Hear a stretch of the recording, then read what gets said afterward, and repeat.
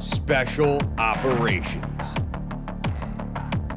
Covert Ops, Espionage, The Team House, with your hosts, Jack Murphy and David Park.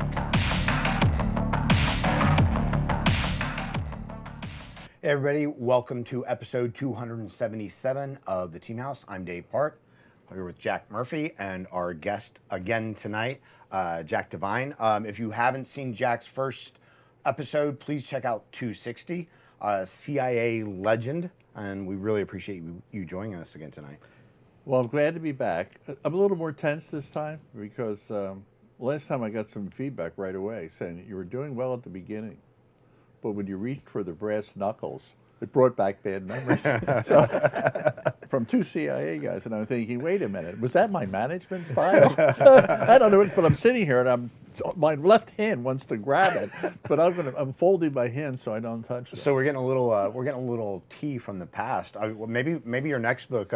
Also, Jack has written Good Hunting and the Spy Master's Prism. Check them both out. But maybe your next book should be interviewing people who worked for you and getting that feedback on the brass knuckles. Well, we did interview for the first book, Good Hunting, about 80 people. Yeah. Because I asked a couple people on my staff because I think it's awkward for you to call, right? Right. And Right. one of the things you worry about when you're got command of a large unit, and that is, at least I think it's common among CEOs, was I strong enough, right? So they came back and said, Jack, don't worry about that one. So I don't know what they meant, but the second one I'm not going to go into because it was sort of deprecating. Guys, well, I'm going to have one of your bourbons later. Before Well, you've had like four now. Before we jump into the interview, just real quick, I want to get it done off the top here. If you haven't tried Aeropress coffee yet, you're in for a treat. Aeropress uses a completely unique brew method, and because of that, you get a completely unique and exceptionally delicious cup of coffee that you can only get with an Aeropress. So Aeropress, it has almost no bitterness because the Aeropress uses air pressure to speed up the brew process and not over-extract coffee. In fact, you can drink it without cream. It's great for travel. It was designed for travel. Unlike other brewers, you can take this exceptional coffee anywhere you go. Compact, durable, reliable, delicious. The end of bad coffee on the road, camping, and wherever else you go. And Aeropress just released a new clear set of colors, blue, green, purple, red, and more, so you can add a touch of color and personality to your brew wherever you are. So Aeropress is shockingly affordable, less than $50, and we've got an incredible offer for our audience. Visit Aeropress/Teamhouse. That's AEROPRESS.com/Teamhouse, and use the promo code Teamhouse to get 20% off your order. That's Aeropress.com/Teamhouse, and be sure to use the code Teamhouse at checkout to save 20%.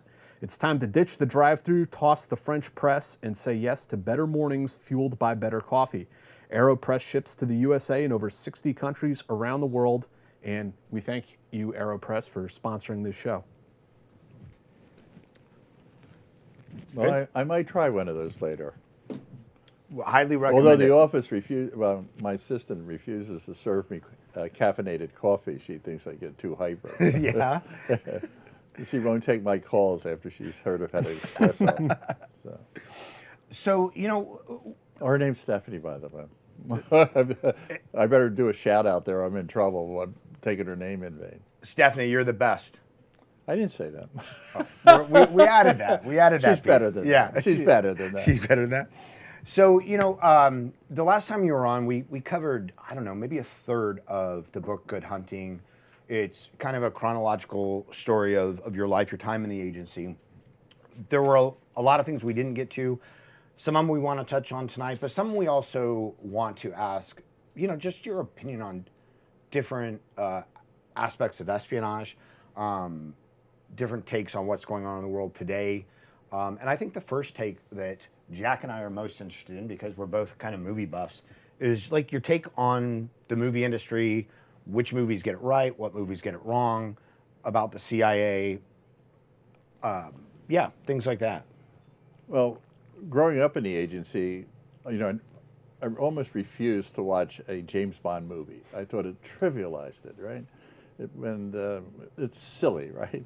I also met Sean Connery, and I'll tell you about that. He and I had dinner once. But and then one day I woke up. What are you doing?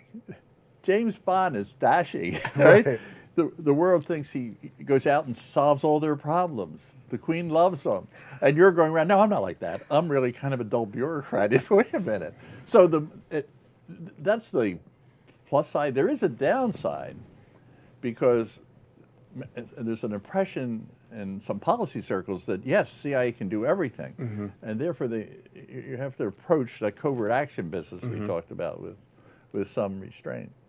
But there's lessons in a lot of movies. The James Bond, I enjoy them immensely. The first one, I looked at. This is really a lot of fun, right? They have the technology, but it wasn't integrated like the movies, right? But if you go to the James Bond Reborn, it was. So Hollywood has a tendency sometimes to think out more creatively about the future. So I think that was another. And you stop me where you want, but one of the things, trying during the Afghan war to get a media campaign against the Russians and all of this, you'd have to go around and get 50 people with signs, right? Today with social media, I mean, it's a totally different game. Right. But the most powerful impact was, I think it was Rambo 3 with Sly Stallone, where he's hanging out of single-handedly defeating the Russian army. Right. A worldwide movie. And it changed the view, well, not changed, it had tremendous impact. Yeah. So, I kid about it. And then you get into some serious movies, which John le Carré's books. So because he was in the business, he gets the texture of the betrayal and the darker side. And he does, Tinker Tailor is one of my favorite because it's really the Kim Philby story, one of the great, not from our perspective, but one of the great traitors of the British service, and the interaction in it is really quite realistic. So I've come around on it. In fact, I'm going to do a series on it because I'm interested in it because there's a lot of life lessons that come out of it. Yeah. And what's behind betrayal. I have to ask then, Jack, because you have direct involvement, what did you think of Charlie Wilson's war with Tom Hanks? Is there silence? Well, I guess I didn't discuss it, but Charlie was a very interesting guy to travel with. He was an important face of the program, a great ambassador, if you will, of it, but he didn't have hands-on in the running of the program. He didn't decide what weapons, where they went, how they went, the training, but he was a great ally. So he invited me to dinner with his wife after he retired from Congress, and he wanted to go to Spark Steakhouse. And, well, Spark Steakhouse is where Paul Castellano, the mafia don, was killed on the step. He didn't want to go to Smith and Walensky's. He wanted something with pizzazz. That was Charlie. But at the dinner, he reached across and put his hand on me. You know something's coming, right? He said, Jack, you didn't like the book. You're going to hate the movie. And the reason is, you could laugh about it, because it was Charlie. When you can get a award named after you, and you weren't the key in this program, that's quite an accomplishment, and he knew that.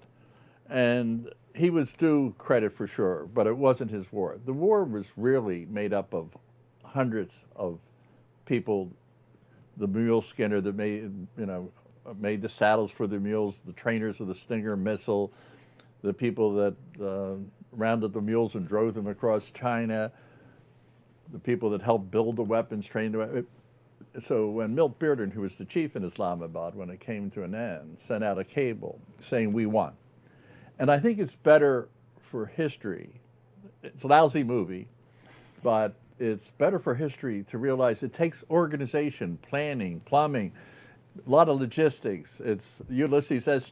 Grant building an army, and it should never be Ulysses S. Grant's war. So, but Charlie I almost give him a pass.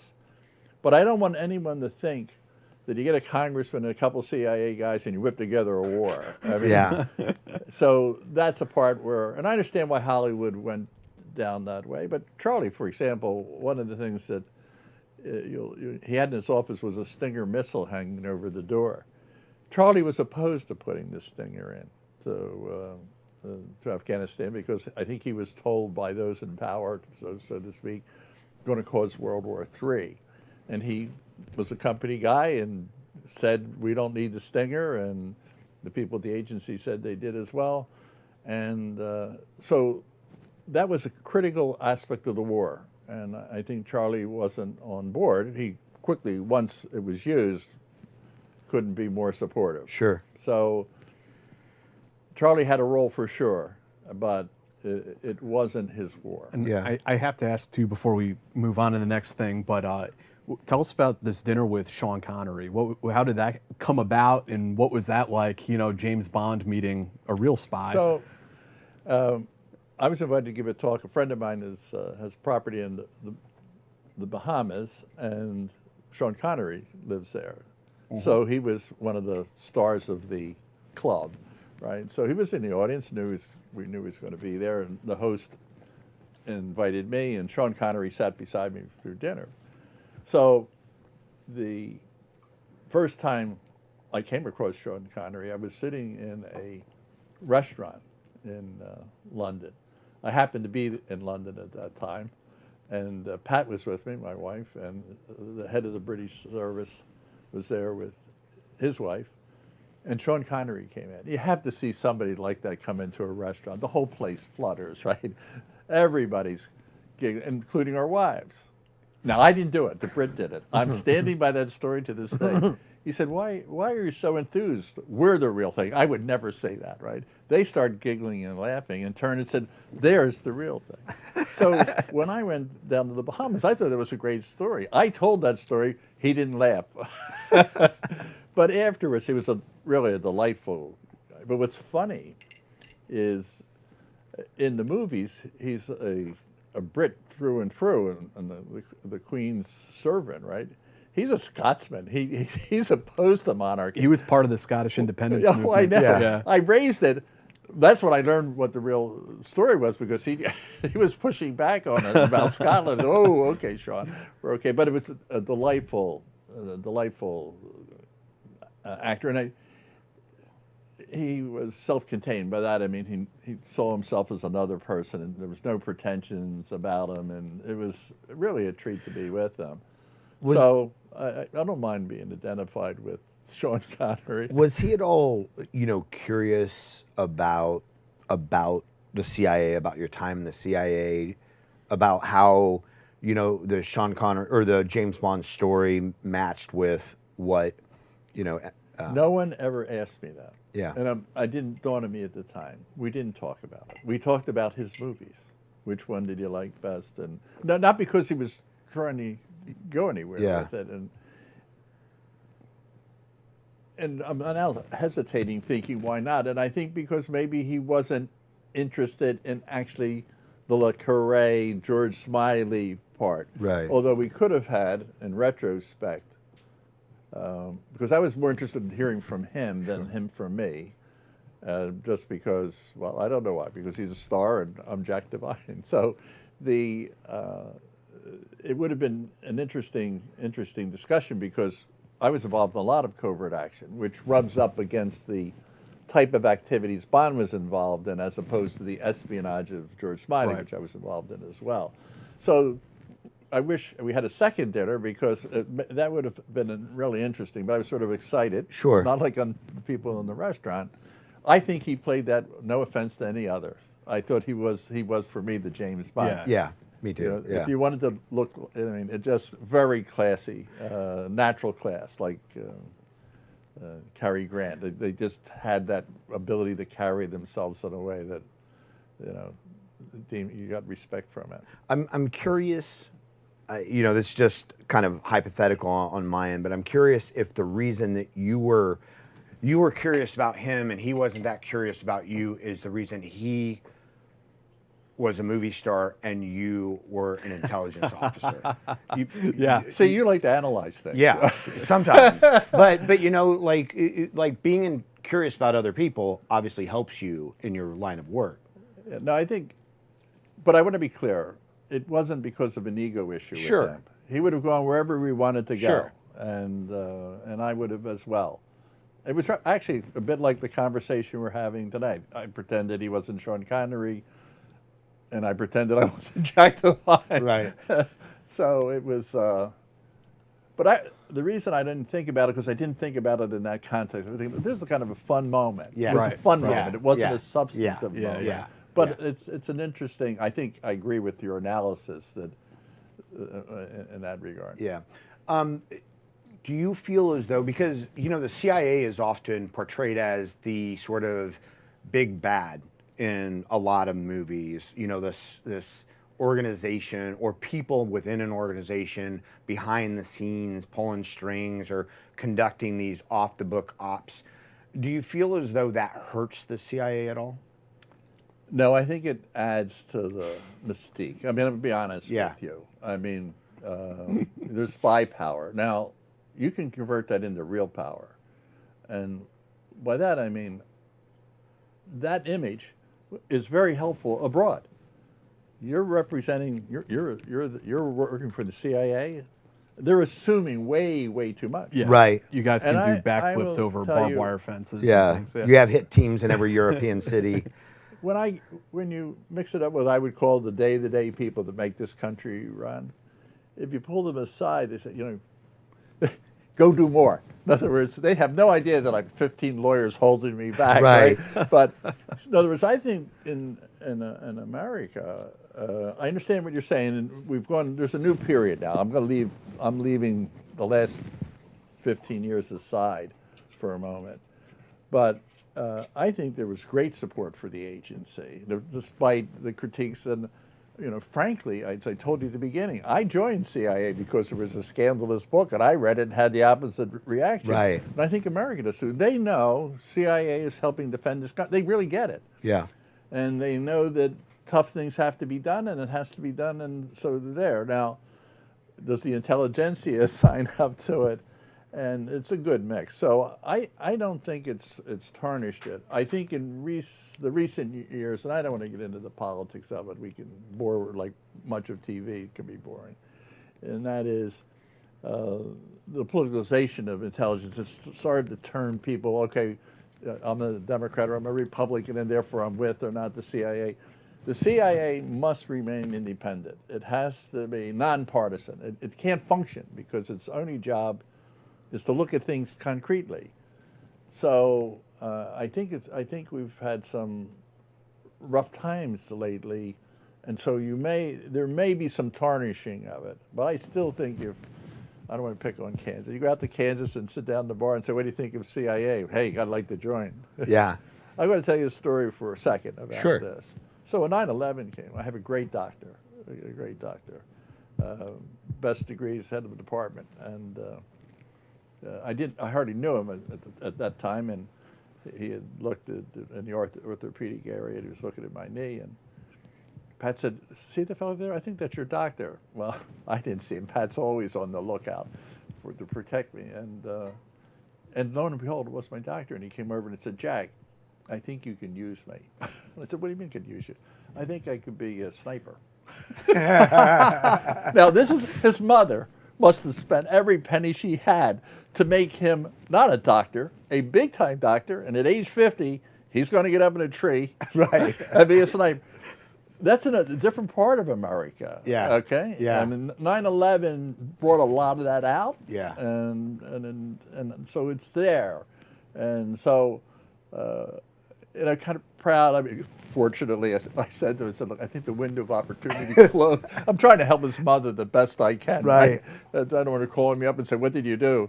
So, but I thought the sentiment was interesting. I mean, that God and country, our country was attacked. Mm-hmm. No ambiguity about that, right? Count me in. Yeah. And a lot of people were drawn to the agency. I think they probably a huge spike in talent at that time. Yeah. Do you want to jump into the? Yeah, absolutely. Well, one other question, just while we're on Hollywood, is when we had Jonah Barker on, the chief of disguise, like we talked of Jonah Mendez. I'm sorry, Jonah Mendez. I'm so sorry. Yes, Jonah Mendez, the chief of disguise. You know, she talked about the agency and how they worked with Hollywood at times. You know, for special effects. You know, for things like that. But you had mentioned that, like Iran, like there have been times when the agency and Hollywood have had some sort of relationship. I think that's a matter of record. I think the classic example, I'm not sure how deep it is. Sure. I defer to her on that because she was in charge of that Yeah. program. I'm only thinking of disguise. I mean, you can't do a lot with me. No. Joanne would say, well, we'll do something with you. But I remember one of my colleagues was trying out the mustache. He didn't go to her, right? And he actually went out and had soup, and it was the steam. It was sliding off, but it was a training program, right? So, but what happened in the Iran-Contra affairs, they wanted to sneak people out of the country, right? And there's a lot you can do. And so the issue was they went to Hollywood, who were masters. Today, look at Hollywood and its ability to change. Someone who looks like they're 14 years old, and they show you at the end of the movie at 85, right? Yeah. And they're able to transport them through the magic of it.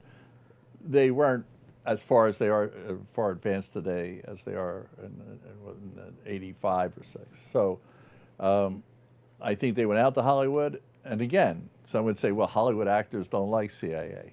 They couldn't have been more helpful. My experience with actors, Sean Connery is the only one. It's not like I hang out with Hollywood people, but you just run into them. Yeah. And they also are very supportive. They might be opposed to policies, but if we can help, they did everything they could to make it. In fact, much of American business and CIA is very fortunate that it's a good ticket. You go out and say, can you help me, tell me this about your trip to China, or can you help me with the device, or can you give me disguise capabilities? And the agency, if it was on its own and didn't have that support, it'd be a much tougher hoe. At the beginning of the CIA, for the first 30 years, they did everything inside. It'd be impossible. Technology, we made our own devices and down in the basement. The world has moved so quickly that you need external help and not just Hollywood's. Yeah. Yeah, it's fascinating. I mean, even talking about like DSNT, it's fascinating how they at one point in time were creating everything, and now like technology moves so fast that you need the private business sector. You need the business. Yeah. So, in terms of the book Good Hunting, which is your autobiography basically, or at least your time in the agency, we got up to like I said, a third the way through, and I kind of wanted to like pick up on some of the pieces that we didn't have an opportunity to get to.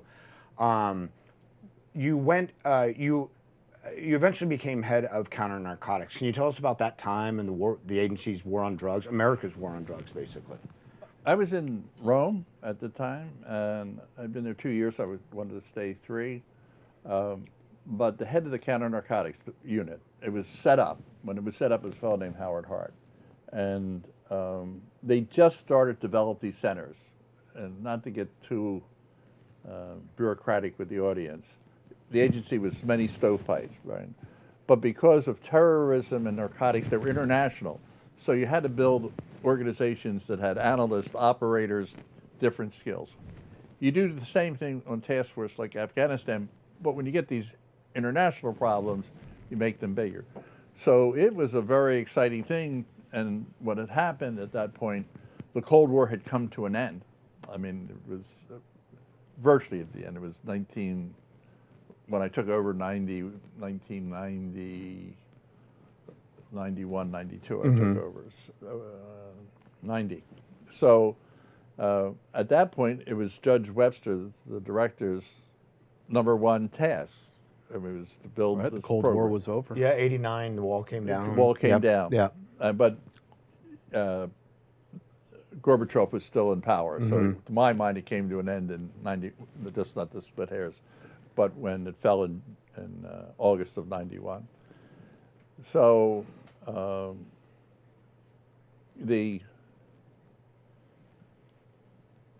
well, I don't know. Yeah, We're yeah. gonna So go more into it. the war on drugs and how did these? It's the number 3 target. I think Yeah. I wanted to say that. Yeah. And Nancy Reagan came out and said no. And you know, everyone said, well, that was too simple, but it was a slogan. And what had happened is the drugs had moved into suburban, and it was a nationwide problem. Mhm. So there's a long story if you want to ask. Yeah. There's a lot of other aspects of it, but it became a target. And when I was in Rome, they asked me to come back and take it over because Howard Hart had said to Rome, he said, I think you should go. And I said, okay, Howard, if they wanted, let me know. What's the CIA's role in counter drugs? Because obviously we have the Drug Enforcement Agency and all of these other bureaucracies that deal with this particular issue, whereas the agency has sort of a different mandate, right? Well, if you go back to the beginning, the CIA and the FBI did not want to do drugs. Both had the same reason, that when you get in close, there's a possibility that you'll get your officers will become suborned, right? So there's a risk in it. And it's, for the CIA, it's criminal activity as opposed to political, economic, military. So it was not an easy mix. So because they were so slow at it, they created a new agency, DEA, and they drafted people from FBI and CIA. And you know, that's rather drastic, but the budgets hadn't caught up. But once the budgets, the money, because it became so important, were flowing, all of a sudden the Army, the Navy decided we'd chase with submarines, speedboats with 50 pounds of marijuana on it. So every agency then got involved in it. And then I think the CIA, for its part, thought, well, we'll bring the intelligence business into it. And the reason, I can't say I was honestly excited about the idea for the same reason that it doesn't feel like espionage. It doesn't feel like covert action. But it was covert action, and big time covert action, but I couldn't see that. I didn't see the magic of the intelligence revolution that was in it. What does that all mean? When I came there, I saw all this energy of mixing analysts and operators, people from other, not only did I have both a mixture of people from CIA, I had a community of 20 or 30 people from other agencies who were sitting there right with me doing a community piece. And then, as you said, there were 17 agencies. But nobody wanted, in the Directorate of Operations, PCs in those days. They didn't want computers. Right. And because the risk, right, the security risk. The people that need it the most resisted, right? So they resisted secure phones because, you know, internationally, who would keep a record of the bad things you're doing? But what I found was, if you're doing a target like narcotics and having the ability to do linkage analysis through computers, counting all the integrating information, bringing that computer working for you instead of index cards, we began to develop a really good understanding of all the different narcotic traffickers, and they could say on the phone, I'm bringing 3 oranges, you know it's 3 something, but you're mixing it up with the travel. It became a powerful tool, and it was infancy. And then the second thing was the strategic. There were 2 other aspects of, and cut me off whenever you want. Please. But there are 2 other strategic aspects, 2 other aspects of this. One is the strategic one that goes to the 17. So I like to approach things strategically, and I wanted to do it on this one. They have an executive dining room, and that was for people that were flag rank officers. And you could go there and have lunch, and it was subsidized. So you could have a restaurant-type lunch, and you'd be at a very low price.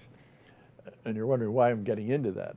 I invited 17 different people to come eat lunch, and I couldn't afford it with my family. I really couldn't because I had 5 kids at the time, and so it's not like a businessman inviting everybody, but it was an opportunity to bring them out. And one by one, I tried to get them to buy into a single strategy, which was, instead of going after one country, we would go up and down the chain. It became known as sort of the linear approach to it. And Judge Bonner, who I got along very well with, DEA, bought onto it. There would not have been a program without him, but he also wanted the kingpins. And so we brought the two together. One was how we were going to attack it and go after the kingpins, Pablo Escobar, the Cali cartel. The other thing, which is revolutionary, and again, this may be inside baseball, but in the intelligence world, up until that time, you were minimalist. You gave liaison, your foreign counterparts, the least you needed to give them to keep them happy. And countries, powerful countries today would have to come to us and say, we need actuators. You probably don't know what it is, but it's the way the tap phones the old days, right? They couldn't buy it anywhere. Today, they can get satellites, right? And they can buy the information. So there was a reluctance to give. You cannot do counterterrorism. You can't do counter-narcotics. You can't do proliferation without foreigners. There were many people in CIA for generations felt, let's do it on our own. We'll have liaison just to keep everybody happy, but we'll do it our own. You can't, and you shouldn't. So it became, we're going to give counter-narcotics people tools to do it. We're going to give them training. Instead of minimalist, we're going to bring them as much as we can. So in the counter-narcotics program, there was an officer who came up with the idea of calling them scenics. They would develop units in each country. Once you run the police force, it's very likely someone would come up and say, you either look the other way or you're not going to be around and we'll give you $200 a week not to do that, right? So you're corrupted. So they would pull units out of the academy, give them computer training, signals training, make them really quality intelligence collectors, integrators, and tie it into our capabilities. That was revolutionary. And the same thing was happening in terrorism. Terrorism probably actually started earlier in this. So when I was sitting there, I was looking at it as a narcotics problem, but I was also looking at it as a revolution in the intelligence business, how it was going to look everywhere, 10 years out. The big problem, again, stop, but on the counter-narcotics program, I remember the deputy director, his name is Richard Kerr, and we were talking one day, and he said, Jack, you have to remember, the counter-narcotics program is a criminal program. It's never going to go away. You just take a stick and you beat it and you try and keep it off the front steps, but it's coming back. And I think that's what you have to realize, and it's frustrating. So Pablo Escobar, in the book, some of the people that helped do the calling for me with people in the agency called the chief who was going down to Colombia, and they interviewed him about me, and he said, well, what I know is when I was walking out the door, he said, any last advice? And I said, get Pablo Escobar. So he did. I mean, when I say he did, it's like Charlie Wilson, right? Right. A big effort. And at that time, people didn't think you could get him because they put him in jail, and he would, he had cocktail parties at night and went out, whatever he did on the wild, out through the tunnel. But, those units that I'm talking about allowed you to actually find him, and he was on the phone too long with his son, and they got him. They found him, and then he ran off the roof, or running across the roof, and they found him, and that was the end of Pablo Escobar. But it was, they would never have been able to do that without more sophisticated intelligence capabilities. What was the relation? Because the CIA is set up in like divisions, right? Area divisions, or generally that's how when you talk about the stovepipes. How does a center that reaches across those divisions? Was there any rough times like working with the different divisions as a center? Well, I think as you go through the process, you need to anticipate that. I had two experiences on this in creating one. One was the Afghan task force, and I was more junior, and I was called up to talk to Casey one-on-one on what did I need, because we were going to build the program, right? And I thought, I have to get this out of the rest of the divisions. Do I want the rest of my life be the most hated guy? Right. Because you couldn't send me, you weren't allowed to send a D officer, D level. You had to send a B plus or an A. You weren't allowed to do that. So you're going into divisions where that's hard, and you have to kick in people. That's not a popular road.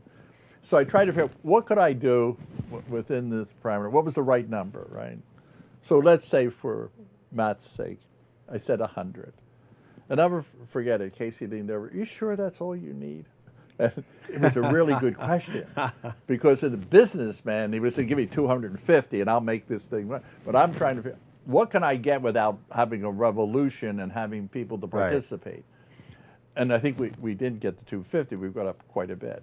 Fast forward, when I got to the Counternarcotics program when I came in, we developed a new plan, bigger budget. Things are coming. And Bob Gates was the director at the time. And I remember this. I know it wasn't trying to be like Angleton because he was quite different. He was open and everywhere. But he was sitting, we sat for a while because he was downtown. But we came in, there was a room with just one light, and Bob sat down. And my deputy, who was the strategic planner in terms of what we needed. So Bob came in, sat down, and you have to understand the management of time at that level. In other words, he's not going to ask me about how the kid's doing. You can with Bob when you're traveling, but when he's just come from the Hill and he's going somewhere, he's got this meeting, every second counts. So Bob's sitting there. We give what we think is a great briefing. He said, "Thank you." We walked out, looked at each other. Oh, God. All that work. We got a call from the staff chief the next day. You got the numbers.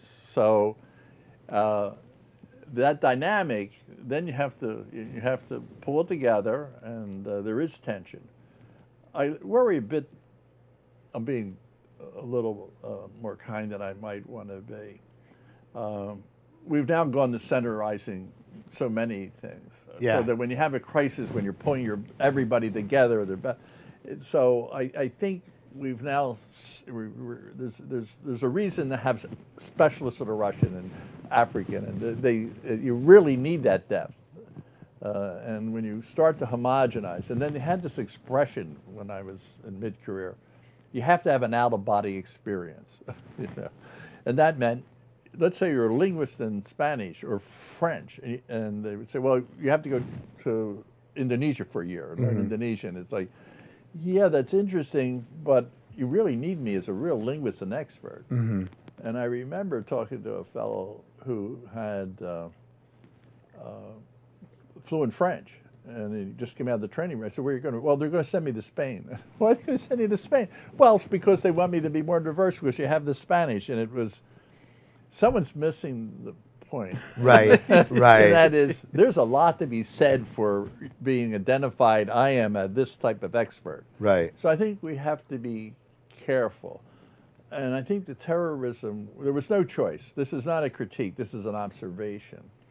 When we were fighting wars for 20 years and your intelligence is supporting it, you need to bring targeters. You need to be focusing in on, how do you attack targets? So your information is collected differently. Right. And you have to, in that process, need to make sure that you keep those identities of area geopolitical understandings. I don't want to tout good hunting, but I'm pleased with where I ended the book, which is terrorism is, as we know with Al-Qaeda, they're still around. Right. And I knew they would be around, and it's like criminality. And we've had it, I faced it in the 70s in Latin America. It was pretty big in Europe, nowhere near as scary enough, trust me. But we were looking at a phase where we were heading south with terrorism, but was coming back was nation states.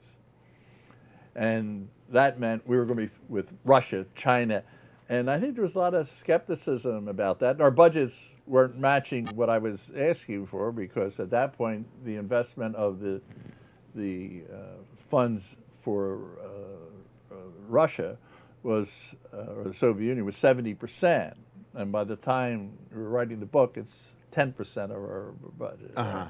And then when I wrote Spy Master's Prism, as I said, I wrote it a year too early, and my best critiques from the agency folks that I know is, it's all about China, right? So, my point is, you've gone from not having nation states, where today it's Russia, China, Iran, North Korea. Yes, terrorism, but it's terrorism, Hamas, almost from a nation state basis. Right. Yes. Right. So, and we're in a new world. We're heading in another direction, which we, Yeah. we'll touch on later. Do you,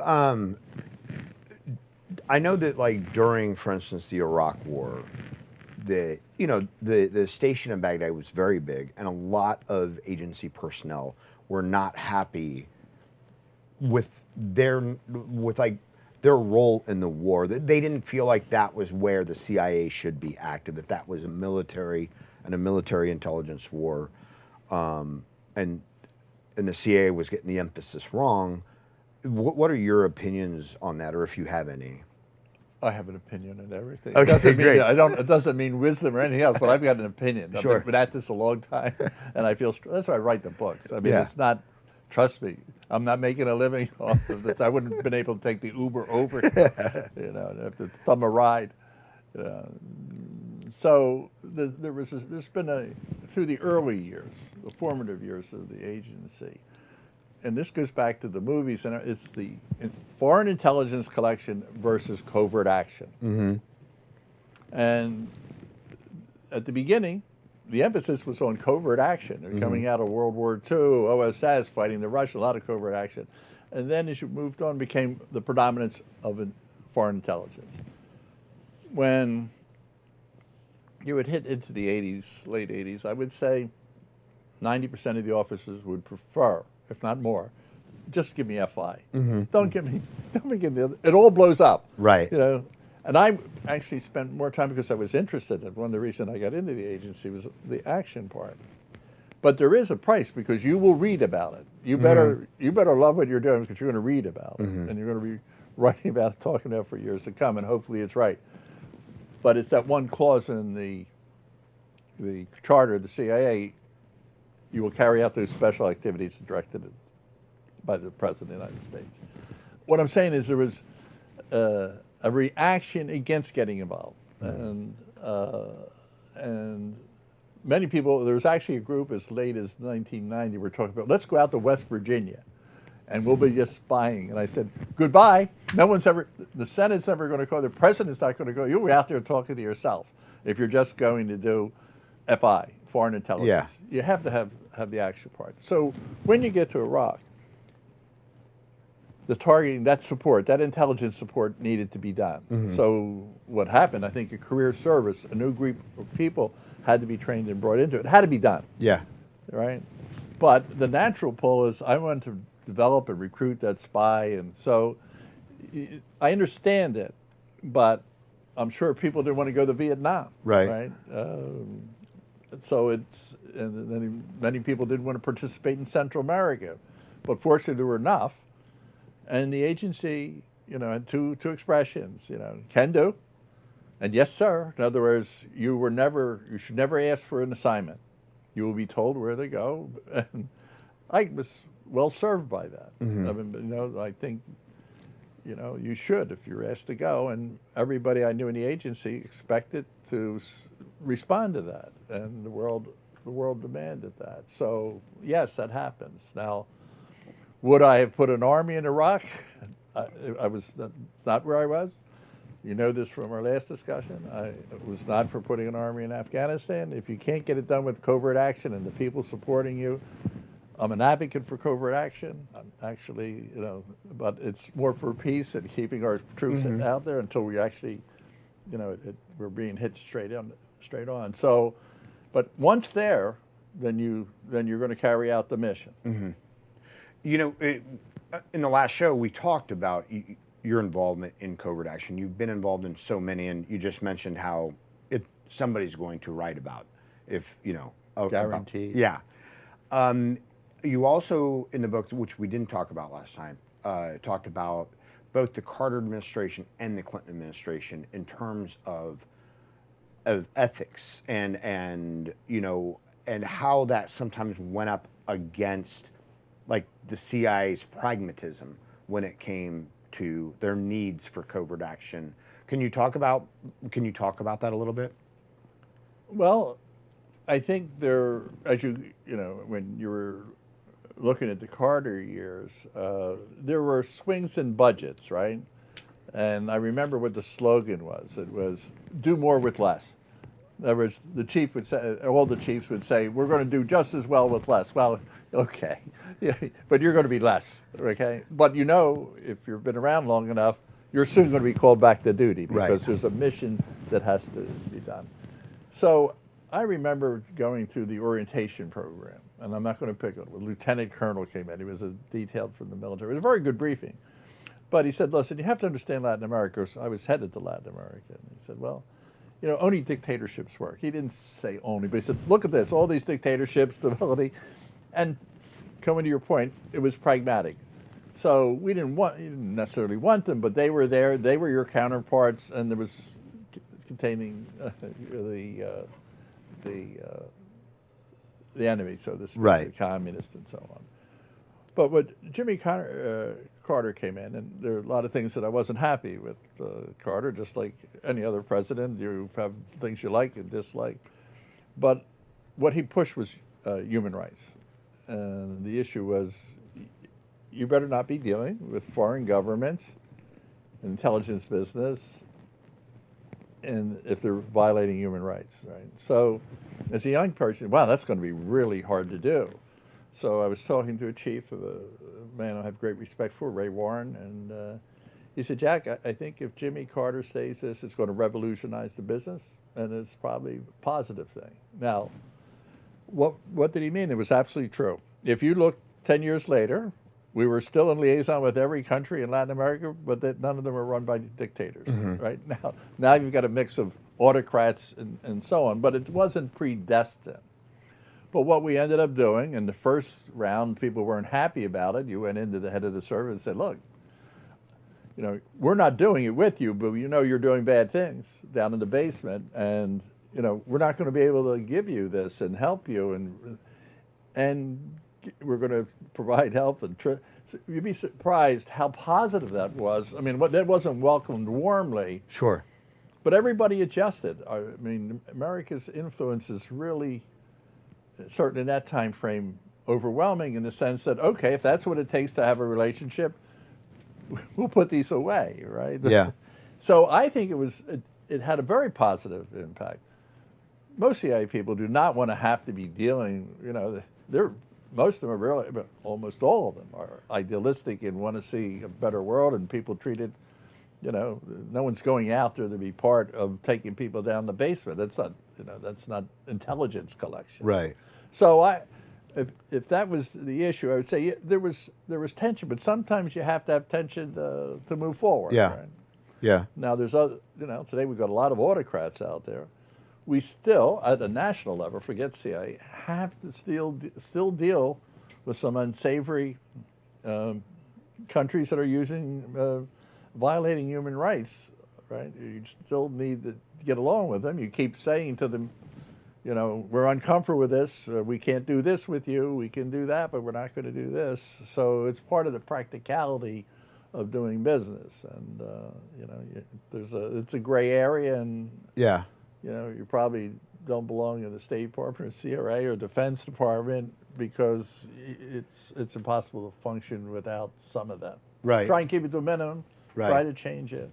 Do you think Preach the gospel. Do you think that the media, not like, I'm not talking about some kind of conspiracy media, but just, you know, the United States deals with a lot of countries that violate human rights, but sometimes if the media like starts reporting on one, even though their abuses may not be more than 15 others that we're dealing with, but if the media picks up one, does that have a tendency to change maybe the administration or the agency's stance towards that country? Well, reluctantly, I got to give the media a pass. I mean, they're out there trying to make a living. They're trying to collect information. Yeah. I mean, if they weren't, you know, you pushed the old days, everything went under the board. It depends on the quality of the journalism, the quality of the seriousness of it, right? But if they find it, then I think you have to address it. Right.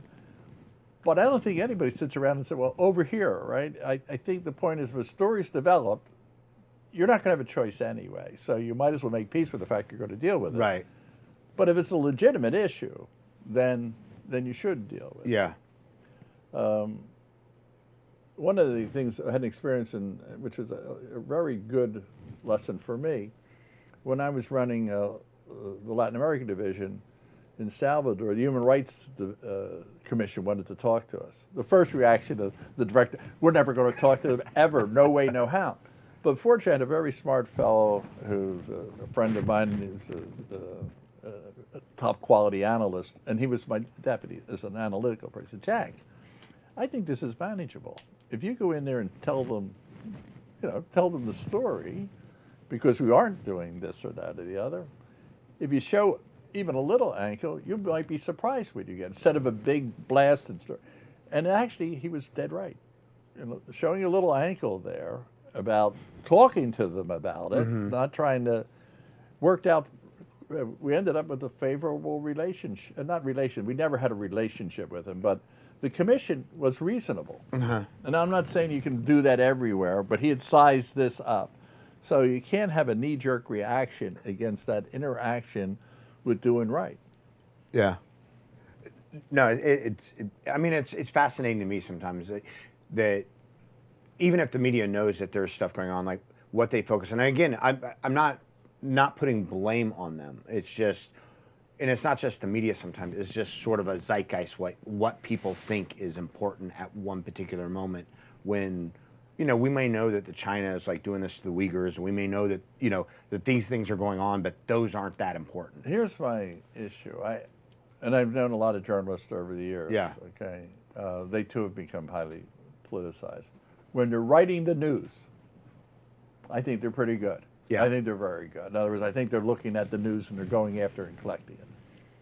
Where we're having today, when it rubs up against politics, then it gets, to my view, if you're reporting about an incident in Yemen, you will have a good story. All right, you're going to have an accurate reporting story. If it ends up being an issue with the Congress and the this and that, then the reporting is substandard by my view of what the reporting was like years ago. And then maybe it's every aspect of life and the politicalization.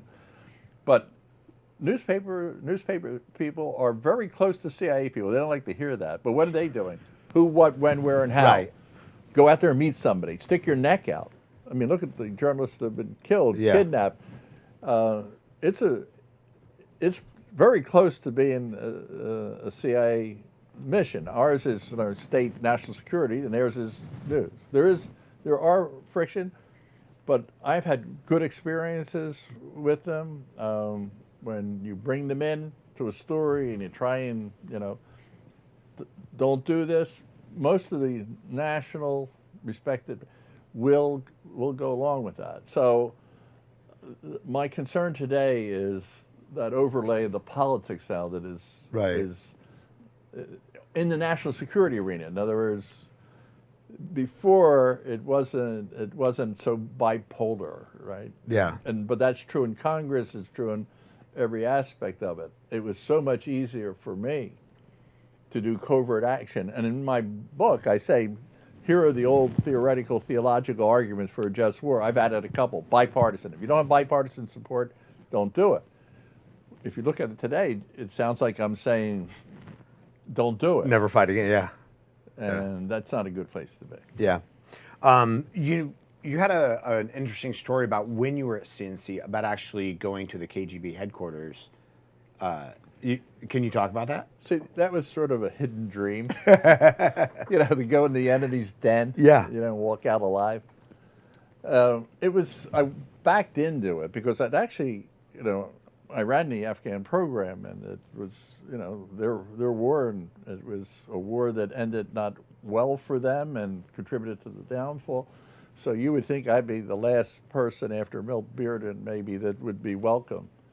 So when I came back, when I was in the head of the Counternarcotics, Milt Bearden, who was in Islamabad as the chief, and we're good friends, and he was the head of Russia division, and he called me one day, and I always know when I get a call from Milt, there's a deal in it.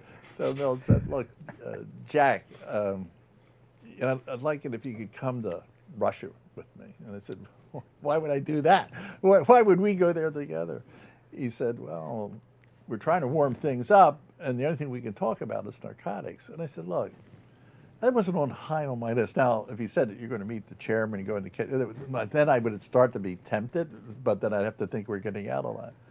But he said, I've got a deal for you. And I said, okay, Bill, what's the deal? And he said, the poppy fields are right by the Friendship Bridge where the Russians left Afghanistan that we were so heavily involved. If you come, they'll take us down to the poppy fields, but they will stand on Friendship Bridge with us. The KGB, Milton, I have a picture. I mean, I think it's in the book. There's one in the book, if I'm not mistaken, where we're on the bridge with the adversary. Now, this is where terrorism and intelligence interaction is different. They knew I had a job. I knew they had a job. You know, you don't say, well, you're a terrorist and you have a job, and I understand it. You never understand that. Right. So they couldn't have been more hospitable.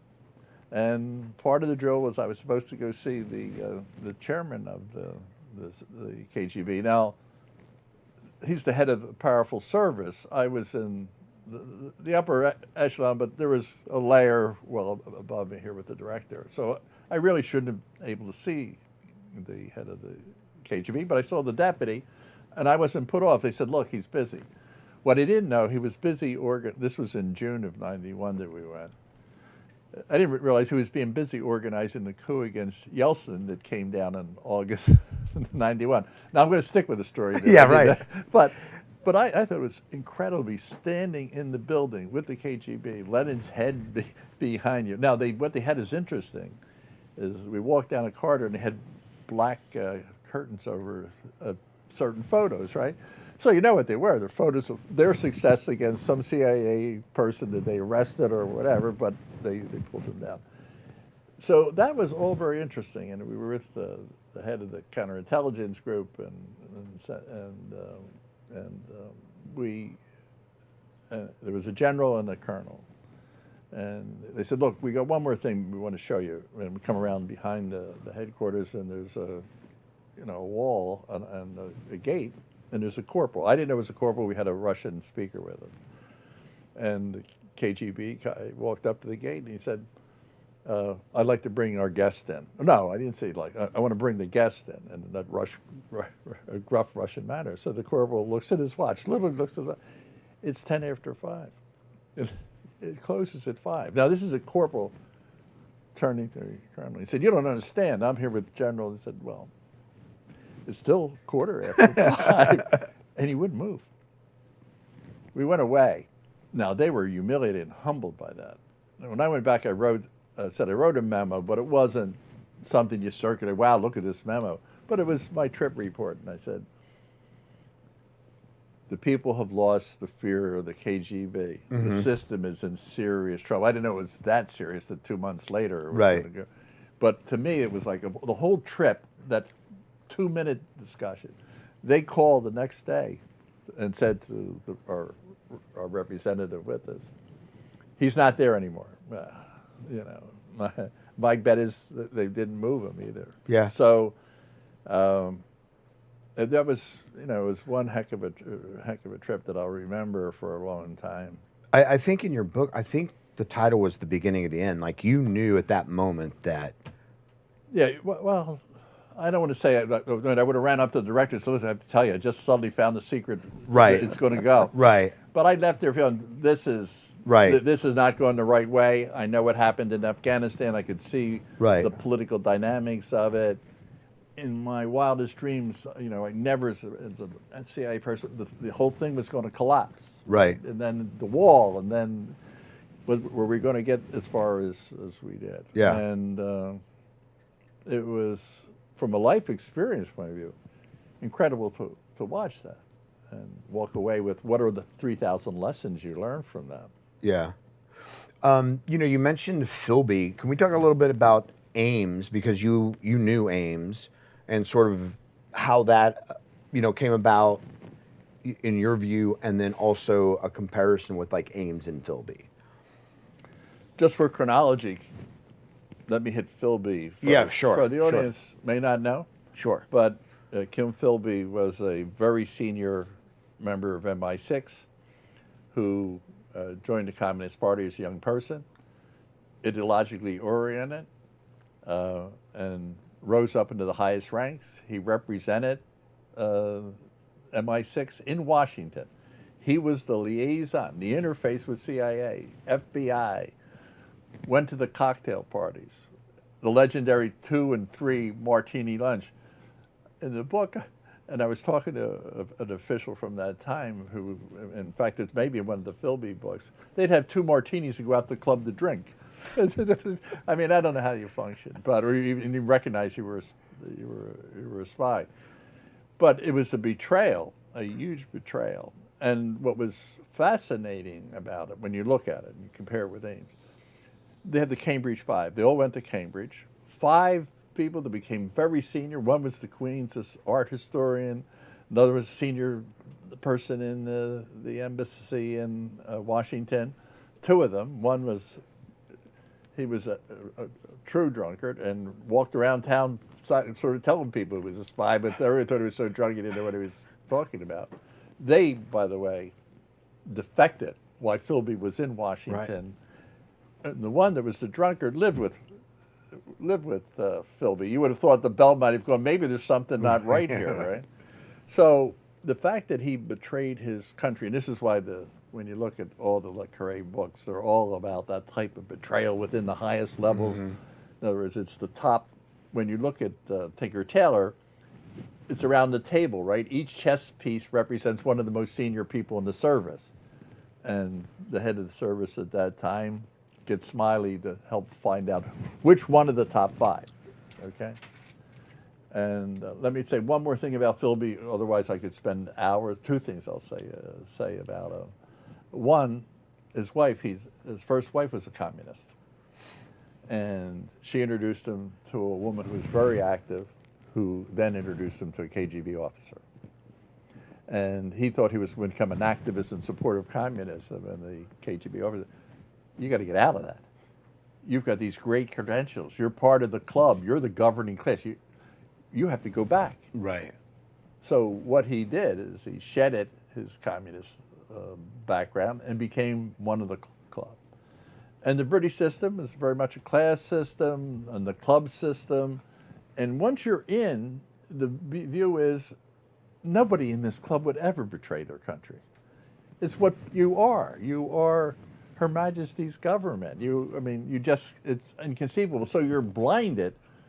No one went back about his communist roots. Later on, and when the investigation started, there was a woman that said, he was an active member of the Communist Party. Right. Right? So, but that was, everybody was in the 20s and 30s. And so it got in the way.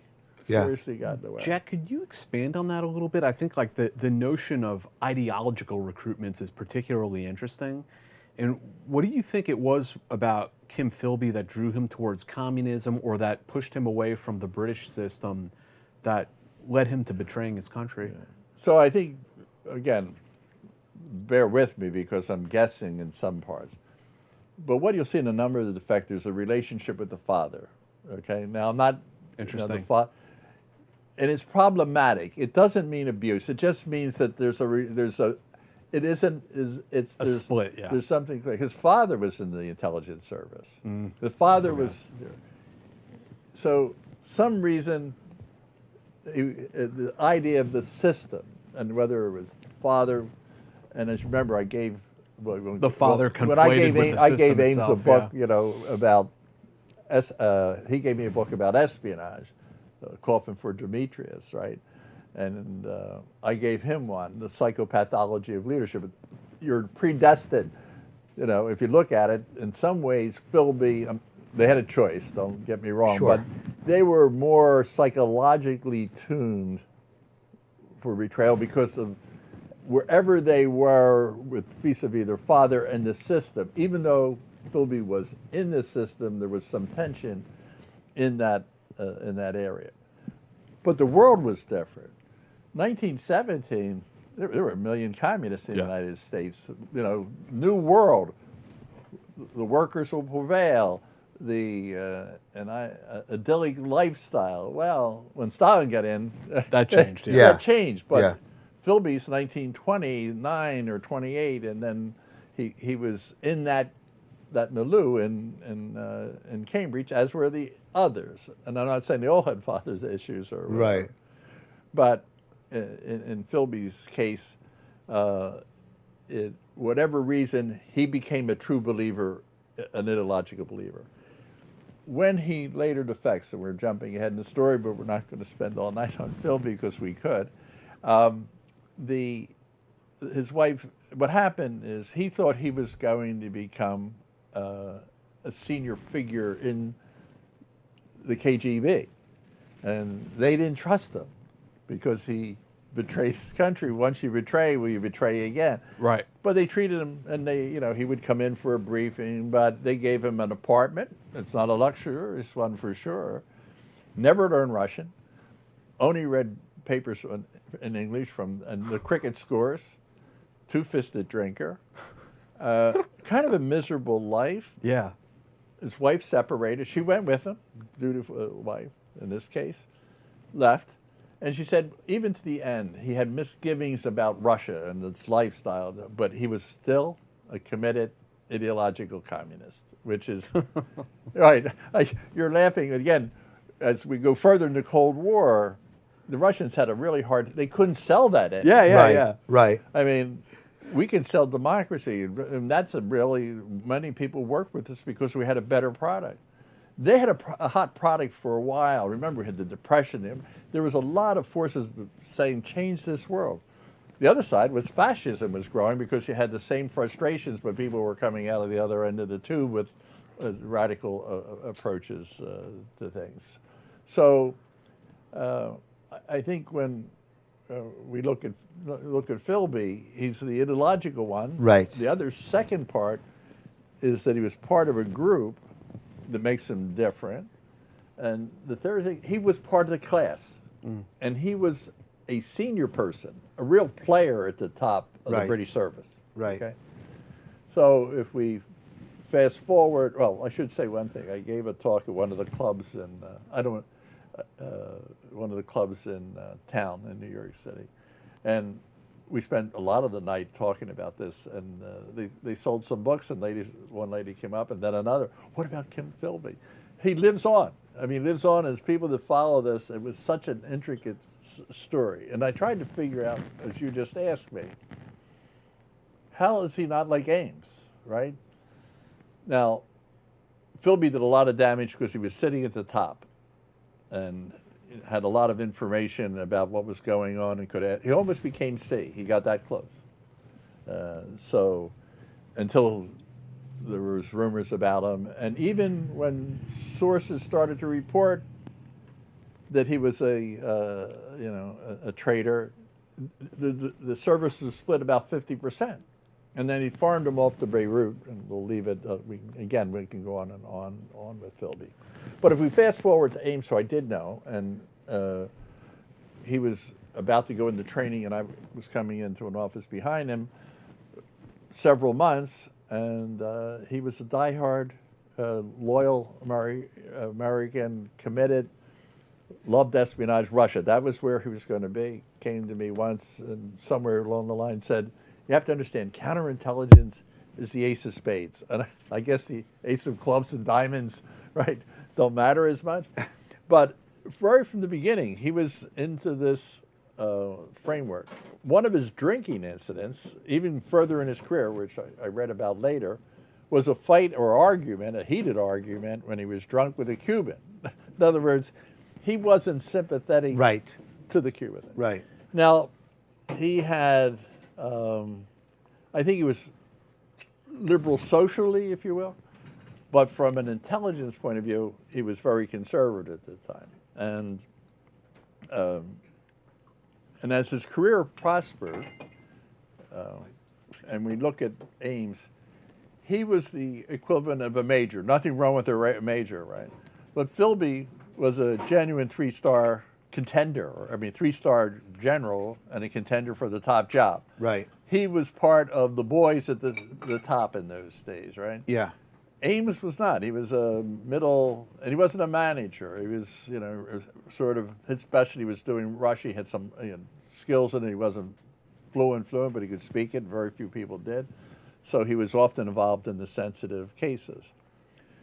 I don't know if Philby ever had the access. It's a smaller service, so he may have. But Ames sat where the crown jewels were. Right. So you could have been in the cleanup crew. If you had access to the safe, you would do great damage to our country. Right. So Ames was, just because he was there, didn't mean that he didn't have access to some of the most powerful and damaging secrets, and as a result of it, 10 of our best spies inside the Kremlin lost their lives thanks to Rick Ames turning over their names. Yeah.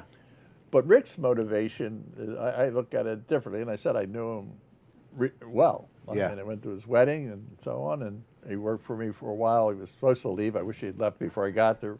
His wife was pregnant, so they extended him. In retrospect, I got to see him later in his life, but early in his life, he could care less about how he looked. You know, his teeth were brown and missing, and clothes wore the same shirt, and he couldn't care less. But if you gave him a good buck and a glass of bourbon and a cigarette, I mean, he was happy in life. Yeah. It wasn't like he needed Gucci shoes, but he married, he fell in love with a Colombian diplomat in Mexico who had come from money but lost it. But she had financial needs. When she was arrested, she had 500 pairs of shoes. It was like the Milda. Yeah, Milda Marcos. Yeah, in the Philippines. And she had designer dresses that had never been taken out of the bag. It was like buying. Yeah. And she was sending a lot of money to her parents because they didn't have it. Unfortunately, when the CIA started to investigate Ames, because they had several investigations looking for them all, they knew there was one in there. The report came back, she came for money, so he's a kept man. Mm-hmm. Today, there's so much information you could, Mm-hmm. you know, wouldn't have to leave your computer to figure out what kind of money she had or didn't have. But that was his story. But she, then next thing you know, he's dressing better, and his teeth are all fixed. But he didn't, it wasn't because he felt a need to dress that way, look that way. But he had tremendous financial pressure, and he had a drinking problem. And again, whether you're an alcoholic or just drink too much constantly is a different issue. But he could lay off of, the difference was he could lay off of it from time to time. But he needed money to keep that going. Mm-hmm. But I think it was a convergence. The psychological part, so I would say money now enters in. That's not an issue with Philby, right? But it becomes an issue with Ames and a number of them, Hanssen. But Hanssen also, I would say both of them have a psychology. And that was, Ames thought he was smarter than everybody. Mm-hmm. Now, a lot of smart people in the agency. I never met anyone that was not smart. Now, that doesn't mean they were right, doesn't mean that I agreed with them, but by and large, decent IQ. You don't want to be a genius because then you're dysfunctional, so we could all pass off as we're just a little below genius. I may be further than that. But he really had a big ego, and one of the mistakes I consistently have made in life is I don't recognize the size of your ego, because I look and say, well, why would you have an ego, right? And only to find out it's massive. Right. So it's deceiving. So he thought he was really God's gift to the intelligence world, and we just didn't appreciate him. But he was lazy. So he never looked in the mirror. Well, Rick, you only do the things you like, and you only do them well when you like them. And you don't do your accountings, you don't do reports, you don't hustle. Yeah. So no, you're not going to get promoted. Right. So yes, people are passing you by, Rick. So, but that's not how he's looking. He's looking at the system is bad. Right. They're denying me my rightful role as this intelligence. And this happens in many defectors. It's the system that they're going against. It's not Philby. I want to be a communist. He didn't want to be a communist. He wanted money, and he wanted satisfaction. He wanted respect. So sitting across from the Russian embassy, I'm surprised he didn't have 3 martinis, but I think it was like 3 gin and tonics, right? But it's enough if you get double shots or triple. So he sat there thinking about it. Because he had a big ego, I can go in and hustle the Russians. Yeah. Okay. Right. So he goes into the guy that's handling handling Hanssen. So you're walking into somebody that knows something about how to handle this type of ego, and they played the violins for him and sort of gave him that, right? And the camaraderie and all of this. But the interesting thing about Hanssen, though, is from what I've read at least, is the KGB never actually knew who he was. No, they had no idea. Never met him. And they were paying him in diamonds, right? No. I don't know. Okay, I'm sorry if I'm mistaken on that. I don't know about that. But bags of cash. He got bags of cash because I think I would have heard that you just don't get a bag of diamonds and go down to the jeweler's row and it all works out. I mean, you got to know how to do that. And I didn't see that or read that. I think there was plain. Hanssen's an interesting case too to juxtapose with Ames. Well, if you want, we'll just roll right through this. Yeah. But going back to Ames, he walked in and he was going to give them some junk, right? But the second meeting he coughed up the whole 10. Okay. And there was there was a tension between the KGB and the Politburo, the political government. They did not want to kill the spies. They wanted to keep them, in other words, they wanted to handle from a counterintelligence point of view, and they also wanted to protect Ames. In other words, you wrap up these 10, you're going to find Ames. Right. You're going to find Hanssen. But the Politburo was so not annoyed, that doesn't get it. Yeah. Kill them, so they were all executed. 2 of them I read the other day were shot in the back of the head. I mean, it wasn't, let's say, I don't know how you died nicely, but humane euthanasia. Yeah, I don't know how, but it wasn't. It's a traitor's sort of exit, right? It doesn't have any. You're not shot in the face or shot in a firing squad. So it was. It was it's devastating. And there was a journalist, and I don't recall which one, but she was at an interview with him. There aren't many of them, interviews with Ames. And it was in the early years after he was arrested. And interview's going along, it's interesting. Ames, sort of telling his story. And she said, well, do you have any remorse or regret about it? And it's not like he stopped and said, well, let me think about that. Instantaneously said, no, I didn't have any remorse. Oh, my God. One of them, which again, I was reading something on this the other day, he actually became friends with one. I mean, he actually thought he says he was my friend. We became friends, but if I didn't throw him under the bus, I would be at risk. So I gave him up too. So wow. I want to go into this is the psychological and the financial part of it. So. And in the end, again, there's so many aspects of these cases. But Ames was, there's a number of people, they built a team. We knew we had a mole. Right. There were years that went by where we were like the Brits. We could not accept that we had a mole. Therefore, it must have been Longtree when he broke into when he had a party inside the embassy, right? Longtree was a security guard, Marine guard. That must have been it. Oh, it must have been technology. They're bouncing beams off. In other words, everything was technical because they couldn't accept it. Eventually, you couldn't run away from it. We had somebody. Milt had this interesting anecdote about when there was a Soviet defector and he arrived in the United States, that Aldrich Ames immediately snuggles up to this guy in the car on the ride from the airport to wherever they were, the safe house that they were going to, and he's trying to figure out if the defector knows about him, that he's a traitor. Was that Motorboat? No, that's me. Oh, this is Milt. Oh, okay. Oh, yeah. Okay. So Motorboat, the same things with less happy ending. Like that guy went on to live. When I was in Rome, we had a Bulgarian. Again, the CIA is not going to come and drag me out of here in the middle of this interview because this is all in the public domain. I haven't told you any secret. And I want to assure everybody, this is not gin. This is Poland Spring. And we did not do shots before the show. I'm just saying we did not do shots. Oh, you're really helping me a lot. So you know, coming back to the story with Motorboat, he walked in to the embassy, and it was going to be met over the weekend, debriefed, and polygraphed, right? And Rick spoke Russian. This guy spoke Russian, so they were going to. That made sense. And so when I was coming in the morning, I ran into the polygraph operator, and I said, "Well, how did it go?" He said, "Oh, God, we did it 7 times." And I said, "You did what?"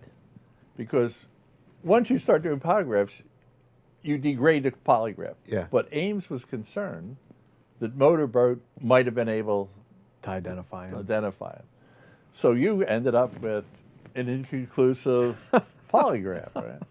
Now, he never came back. I didn't know he was never coming back, but I'd like to think I'm cool and composed at times, but I really was upset. Yeah. So, and he was in a different part of the building, so it wasn't as though it was within reach, but there was a corridor, and I saw him coming down the corridor, and it's one of those ugly situations, and I'm glad I did it to him, but I probably would be embarrassed if I tried it with either of you, or worse. But I really said, how could you do this? How can you be so stupid? I mean, it was not nice. And normally there's 2 reactions. One is, well, let me explain myself, right? Yeah. You explain Yeah. myself because of it. And or the other is, you don't know, I know more than you do, and I did, that there's 2 things. What I got was stone silence.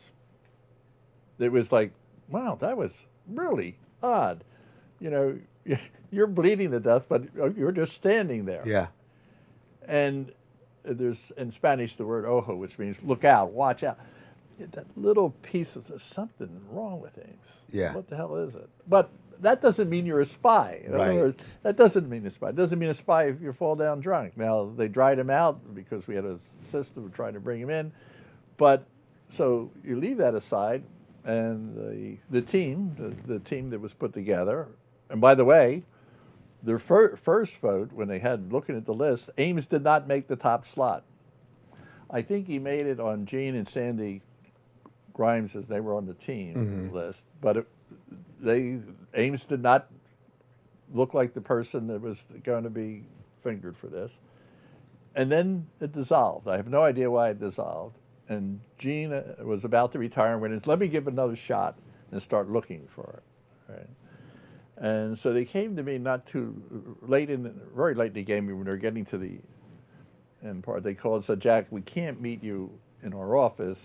Can we meet you somewhere like where it looks like we're having a cup of coffee and just, it doesn't look business. So they came and said, Jack, we have one question. We're closing in on Ames. I mean, this is a very, they're not asking a lot of people that question. He said, do you think he could be a spy? Now, like Ames, I responded immediately, I do. Now, he said, well, Jack, who's the second person in the entire building who you think could be a spy? I'd be stuck. Yeah. It was that one moment. Now, I didn't know what it was. There was something wrong. So when they said it, of course he could be. I mean, that was I knew about the ego and all these other things, but I saw him and remembered him as such an anti-communist that it wasn't clicking. Right. But at that moment, I said, yes, he could. So my point is the psychology of Ames and who he was and how his behavior is quite different than Philby. Yeah. And Hanssen gets closer to Ames than Philby. And Ames was not part. In other words, Philby was a highly respected person. Ames was not. Mm-hmm. You go to Hanssen, and again, we haven't even introduced him yet, but some of these same conditions apply with Hanssen. You wrote about the fallout from Ames, where I don't remember if it was a new director or whom it was, but they called, 10 people basically to carpet, a lot of people in the auditorium, and people thought that these 10 people who had worked with Ames or failed to identify Ames were going to get fired, and really they just got they got reprimanded, right? Bill Studeman was Admiral Studeman. He was a good friend of mine. He's a good friend of mine. I haven't seen him in a long time because I'm up in New York. But I remember him saying, this was our best day. We caught him. Yeah. All the people before us didn't catch him. Sandy says the same thing. It's your best day and your worst day, right? Yeah. We got him. We really did a great job. But now there's hell to pay. But there's so much pain. Right. The institutions is somebody has to hang. In other words, not the outside world was really wanted people to hang. However, they did an investigation, and what happens in a lot of these things, there's like 50 people that they should have done the polygraph, they should have seen it on the polygraph, that someone should have checked his finances, somebody. So what you had was 50 people had different roles. But Woolsey was a lawyer, so his explanation, I looked at it as a lawyer. I'm looking at, do I want to prosecute anybody? I mean, from that point of view. And so he saw it as 50 people, so he had to grade it. And I think the couple were not getting promotions, and they weren't going to get an award, and this and that.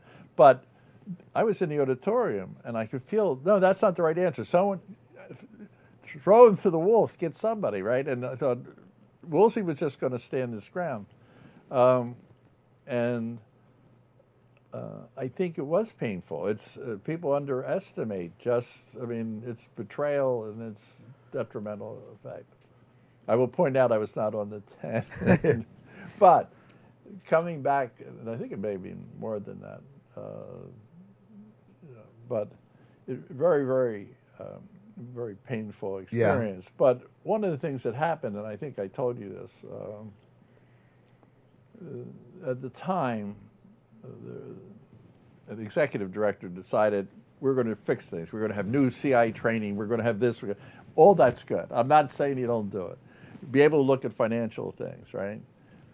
Anyone that gets a drink will be sent off. So we're going to have all these things.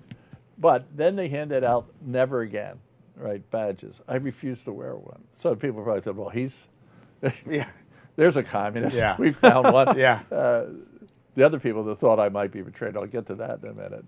But when Hanssen, but the point is, you can't say never again. Mm-hmm. We're penetrating the countries. That's our job. Get sources. And if you go back over history, we've had sources. They've been in there. They're always. You have to work on the assumption they're always there. It wasn't that I was arrogant. I already was told that we had one. Right. Hanssen in CIA. Now it turns out, and the FBI was, they won't like me saying that, they were absolutely convinced it was ours. Why? They had the blinders on. Right. Can't be us, got to be you. And it turned out in the end, and I had 20 FBI people helping to find Hanssen. And so how could I put a never again when we had somebody sitting right in the midst of us? And the flip side of that, because with the Hanssen story, with the flip side of that, where everybody thinks you're either the FBI or the CIA, you should be able to find these people. You have Kelly, right? Who wasn't he the first person identified, but it was a wrong identification? There was a fellow named Brian Kelly, and I knew Brian. Brian actually worked for me. I thought he was an excellent officer, very dedicated. I'll leave Brian aside for a second. Okay. When we started looking for Hanssen, because of the experience at Ames, I called the team that was looking at them, and I said, I want to see who's on the list. I want to see whether there was anybody I had a feeling about, right? Yeah. And they refused to give it to me, right? In other words, at that point, I was the acting director of all operations, right? Yeah. So you're several layers, but you're not going to give it to me. So they were really terrific people. I mean, they were protecting their country. Yeah. Don't let anybody know this. So I said, I have to know. So they came up, and I think they probably went back and opened a file on it. Right? But none of them felt right to me. And I didn't know every one, but it just didn't feel right. But that doesn't mean there wasn't somebody on that list. But it's so hard because you're looking and you get a report, he served in Berlin, right?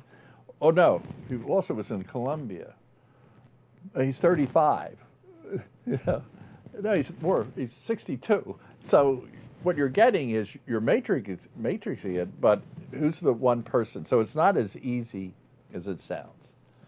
But little by little, there were, one of the women that was on the team, Diane, worked with Rosario, or knew Rosario very well. And she knew she didn't have money, so I think she went to the team, and it was a breakthrough. She doesn't have any money.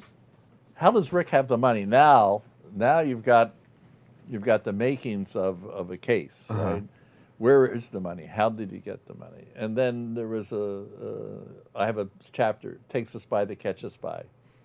If nothing else, you need to have spies over there so they tell you how to find your spy. Mm-hmm. So just like Ames was a spy that helped catch all their spies, someone on the end said provided enough identifying data from the KGB that there wasn't any doubt that Ames was the guilty party. But because we know you're a spy, we can't arrest you. You have to prove it in court. So then begins a big FBI operation. They bought the apartment next to them. Dozens of officers follow him. I mean, despite Rick's training, he probably never spotted it. I don't know. But he was lazy. So the FBI pulling his trash every day. It's a specialty in some businesses. You'd be surprised what goes out in the trash. But he was lazy. So he, on a Post-it, wrote down clandestine contact instructions that he got from the KGB. They had that, and they got him. And it was his laziness, his lack of operational, his hubris. Again, they're not going to catch me. Yeah. I'm smarter than all these people. Yeah. The same, again, just to be transitioned to Hanssen, because we talked about him, but people in the audience may not know, was an FBI officer. And he betrayed his country. But he actually had a longer run, I think over 20 years. Rick had about 15. And you had mentioned to me earlier, the KGB never met him. Right. He established a relationship with him over in McLean. If you're familiar with Virginia, there's right in McLean, there's a park, Foxstone, I think, and he would put a trash bag of documents there. CIA people lived up and down the street. No one knew what was going on. He would leave the documents, they'd leave the money, he would take the money, and he worked for the KGB, the GRU, passing periods where he wasn't working, but they never met him. But he'd have his fingerprints on the trash bags. So, like Ames, not quite as smart as he thinks he is. Right? But the second thing is he made one call during his entire time to the KGB, not identifying himself, but they taped his voice. So when they were closing in on Hanssen, again, the spy of ours, or let me put it, a defector came to us and said, here's a trash bag. And I think it must have been a heartbreaking thing because I think the head of the FBI was Louis Freeh, and the top officers sat there and listened to the recording, and they knew exactly who it was. Not your best day. Yeah. But again, he thought he was gifted, smart, but he had a personality disorder. He was kind of a creepy guy, Well, that's to say that, but we can get into his lifestyle. But we're super He had creepy. some kinks, yeah. Kinks is, yes. So, but he had issues. He had an issue with his father, was a policeman in Chicago, and there was tension. But again, it was this big ego and trying to prove himself somehow in this process. But he was a techie when it wasn't as common as everyone's a techie today. But so he was able to get into different places in the, just like Ames, where there was very sensitive information and did huge damage to the agency. But like Philby, because we really didn't get a tip on Ames, Hanssen's brother-in-law was an FBI officer and went to his superior and said, I think Hanssen is involved in espionage because his wife found a drawer of money and it didn't go anywhere. And then there was a case of that got wrapped up, and he was involved in it. And Edwin Pitts was an FBI officer and reported to his superior, I think Hanssen is. And again, you're going back to the British service. There's this reluctance that you can't underestimate. It can't be. It can't be. Not one of us. And so he lingered over there working, even though there were blips on the screen. So you have the psychology. He needed money as well for his lifestyle. Well, we'll leave that aside. I mean, that's a whole different story, the kinky side, but how they use the money. Yeah. But he was also at a split, I don't want to say split personality, but he was deeply religious. Yeah. And then the other side, he was the devil's mate. He was an Opus Dei member, wasn't he? Yeah, yes, and Alton McLean. But at the same time, you know, he spent a lot of money on an exotic dancer. Yeah. Which she says they never consummated a relationship, if you will. So I don't know. But, well, the worst part, I mean, this is in the record. This is, again, not something that came up, but, you know, he videos his wife, they're having sex, and he sent it over to his neighbor. I mean, it's like, what planet are you on? Yeah. So it's like, there's things rolling around in that head that, I mean, I think I'll defer to psychiatrists. So when you get into espionage cases, there's really they're not diverse. They fall in these pockets. Well, the last category is coercion, right? And despite the movies, and now I'll wait, some CIA person will correct me on it. If so, I want to hear more about their story. And that wasn't CIA style. I can't remember a case where they came and said, we're going to go blackmail this guy.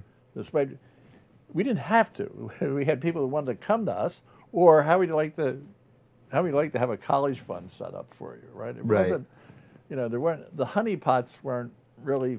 Yeah, it creates a hostile asset. Yeah. So, but on the other side, I mean, the most famous case, if you, again, come back to the novels, as you were saying, sometimes you can look out. But on the Corée, Carla is Marcus Wolf. Marcus Wolf was the head of the East German service during the Cold War. And by the way, Putin was in East Germany at the same time. I'm not saying he met him, but it probably, you know, was formative in his own thinking. But there was a book and a movie called, I think, I hope I'm right, Red Sparrows. So in there, first of all, Marcus Wolf had 100,000 spies. I mean, I don't know how you keep track of them. That's well above the U.S. average. I just want to tell you that. He was padding the books a bit. Yeah. Well, I don't know if he's padding the books, but I'll leave it at that. Yeah. Well, there's agents. Probably every doorman, Right. In other words, he had a network. It was a domestic thing. He wasn't working in a foreign country with 100,000 spies, but he had 100,000 domestically. But they used honey traps. Yeah. And we went to school to learn how to seduce people. And so why? Because we would like to show you the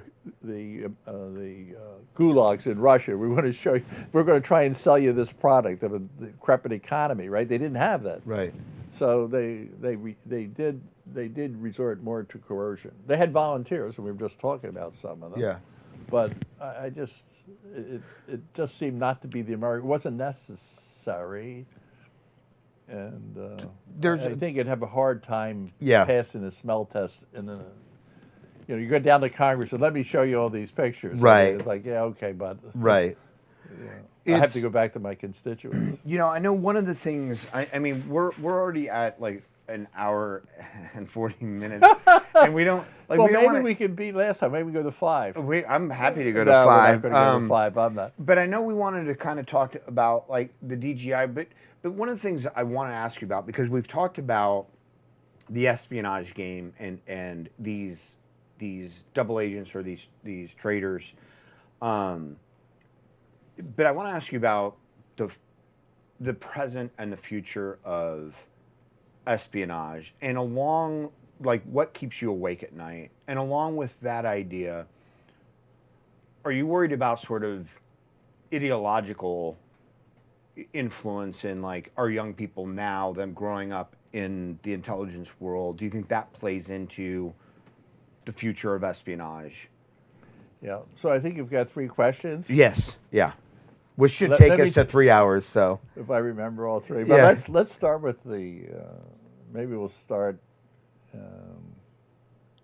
I'm afraid if I do the first one, because what keeps me awake at night is a big story, and then we have what will influence. I will let you answer any of those in any order you want. The priority that you'd like to So give them. Let's just do the first one, which is the middle. The intelligence world has changed so much. The speed of it is breathtaking. I'm not 100 years old. I'm getting there. But when I first joined the agency, there were people abroad. What you did is you wrote a long message because you couldn't write a short message because you didn't have bandwidth. Mm-hmm. You'd write your message, cut it in half, mail one half in 1 week. You would have funny words to take out your name, Dave. They'd say X1, right?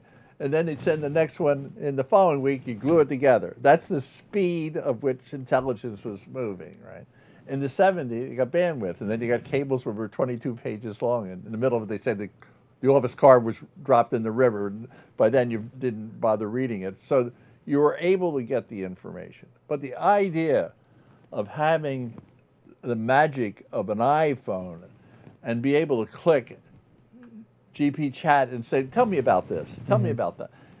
The world abroad, they're called chief of station, commander in the British service. Why? You have to make the decisions because there's no time for Washington to get back to you.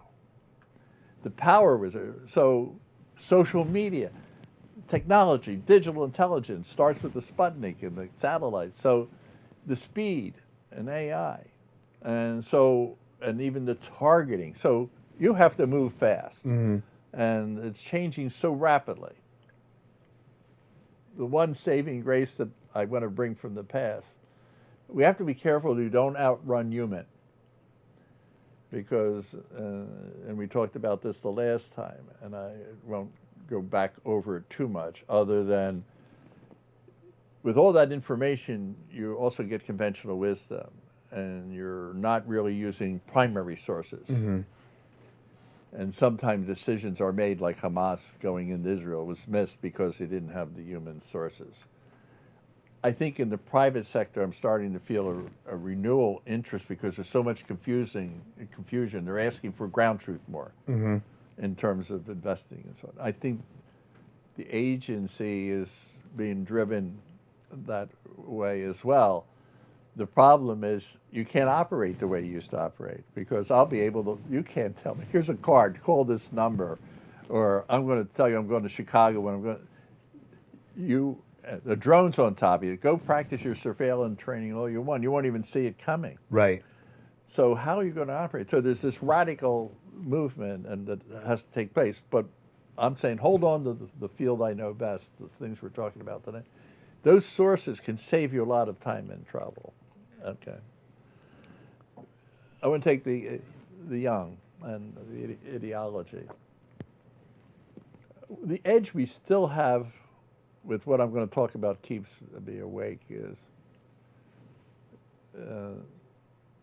we need to preserve, and as I said earlier on, if you go out in this country, you'll still find a lot of support for CIA. You're going to find a lot of support for America and so on. We, with the young people, we hope we imbued them with this, and that is just how valuable, precious democracy is. And I lived in Chile, and it was as a young man, and I watched a communist system in the process of being developed and taking over lands, and again, people being fearful and leaving. And then I saw a right-wing, fascist-oriented, if you like, the bootstrap system. And I landed in Miami, and the cab driver started ripping into Richard Nixon. And I'm sitting there laughing inside. It wasn't about Richard Nixon. That cab driver thought he could talk to a stranger that way about the President of the United States, he'd be dead. Right. Yeah. So, yeah. So what I'm saying, I was in fact vaccinated with what we take for granted, our liberties and freedoms. And people don't understand, we need to go back and study civics. the Constitution, separation of powers, what it is that's underneath the flag. So coming back to the ideology, there's no counter ideology, right? Right. So I think, I'm hoping that somehow we rally around this. I think we will. There's been periods where this has been challenged in the United States. We've had civil war. I mean, it's not as though it's been one smooth ride. So I'm not losing too much sleep about it. I do worry about what they're getting in school. And again, I taught school for 4 years in high school. And I can honestly tell you, I wasn't politicized. In other words, I didn't get it, and I was teaching history. It was, here's history, right? I mean, and I wasn't trying to, let me pass on, this is what I believe, right? So I think there's a little too much of that, as I understand it. The other side isn't really selling an ideology, but she and the others, they have a new world vision. And let's see if they can sell it, which is, you know, we're going to give you order, you know, Right. you're going to a lot of order, and trains are going to run on time. You won't have any disturbances. Right. But you might, your whole family might be in exile Right. somewhere. So, but they are trying to come up with a new order, which is my segue into what keeps me awake at night. Yeah. So, for many years, I thought, well, where would be the flashpoint? Where would be something that would rock the earth, right? So India and Pakistan, I always kept an eye on India and Pakistan because they have the equal amount of nuclear weapons, powerful in almost matching ways. They've been to war 3 times since World War II. So there's been long-standing divisions from the day they were separated. So would there be a misjudgment and a nuclear weapon could go off? So I was concerned, not because Korea doesn't have exactly that same, North Korea doesn't have that same challenge. So that was where I thought about it. And I think as both of those societies have moved on, I think those prospects are lower. Need to keep an eye on it. Right now, it doesn't bother me. I don't wake up in the middle of the night. What I do find that's really troubling me at the moment is I think we're being challenged one more time. You know, I'm a Cold Warrior. I saw it. Grew up in a generation where there was a communist bloc opposed to the democratic West. There was a real struggle, I mean, about which system was going to prevail. And we did prevail.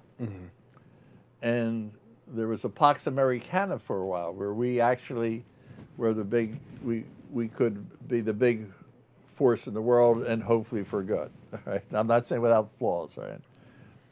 And it looked like an opportunity. And, you know, if you go to the Clinton administration and you looked at, well, what were their big challenges? Well, Haiti, we were going to invade Haiti. Ireland was an issue, I mean, and you did have the Eastern Europe. So, but by today's standard, that's not mind-boggling. Right. Okay? Right. And as I said in the book, what I've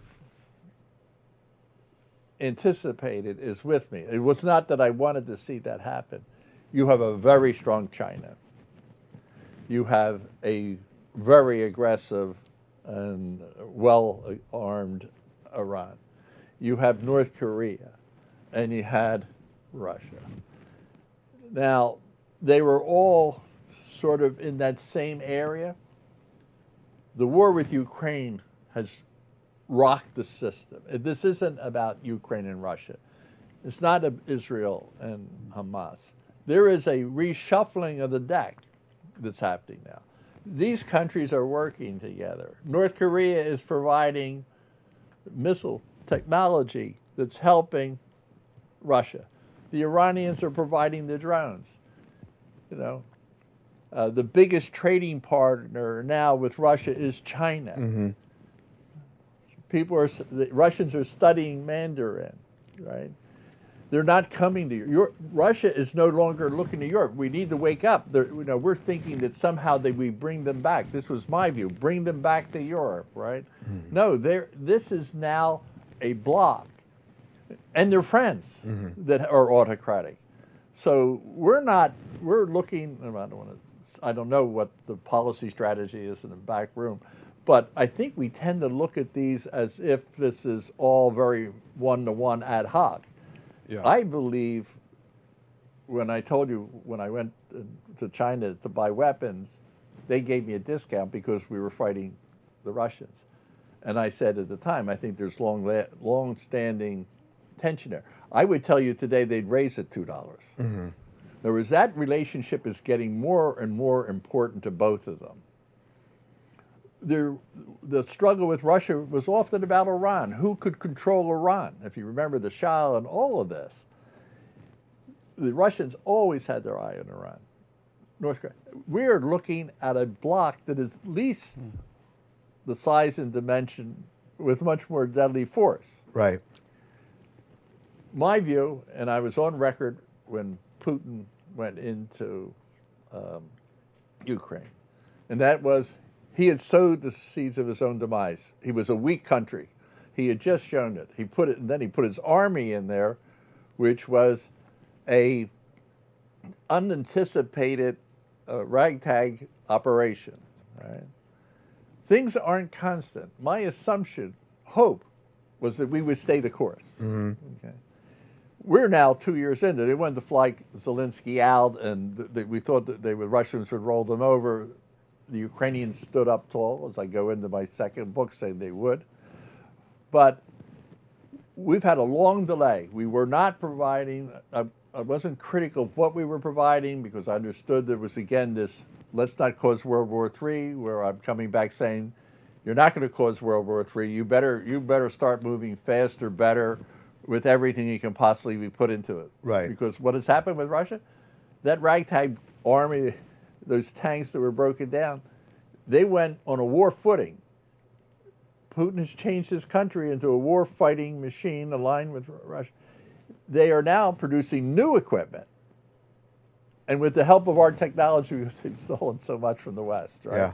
So that old army is getting stronger, and we were slow, and this is the dysfunctionality of our political system here, that we weren't able to see this. We're not able to see that we have to take care of the border, and we have this looming crisis. This country should be able to take care of both of those things. My concern now is we passed $61 billion. That is not trivial. They won't be able to spend half of it this year. Why? Because the things they need are not buyable. There's not enough 150 shells. Right. So we are not in this the way that the opposition is. Right. So what keeps me awake at night is I see looming. I have an article coming out in it's a book, and I'm one of 50. It's not my book, where I see this as the new Cold War. This is actually a bloc that's getting strong. Yeah. It's more cohesive. And we're here thinking that somehow, as Ukraine, is it relevant or not? We've always had an isolationist stream. Right. But boy, our times have passed. If you think you can sit here and watch this group get stronger and stronger and are not going to have to confront it. So I understand the reluctance, but we have to look beyond. Yeah. My view is if we could hold long enough, Putin would go, because he doesn't have a party like Xi. He doesn't have an ideology, and his own people would say, let's walk him out the door. Yeah.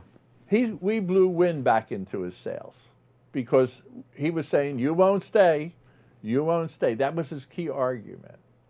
And so we put the 61 million, it's like, do you think they're going to still stay? I mean, in other words, it wasn't enough to bring back the argument so that he'd be weaker inside. Right.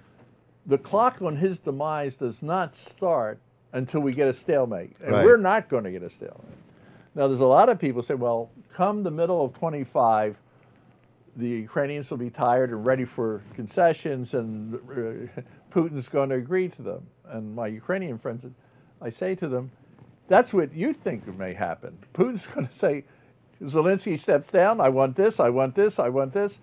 He will come out with looking so much stronger. Right. And he will have an industrialized part of Russia. And we have helped create this problem. Yeah. And whether I understand it, how we got there, but I want to put the fire alarm on.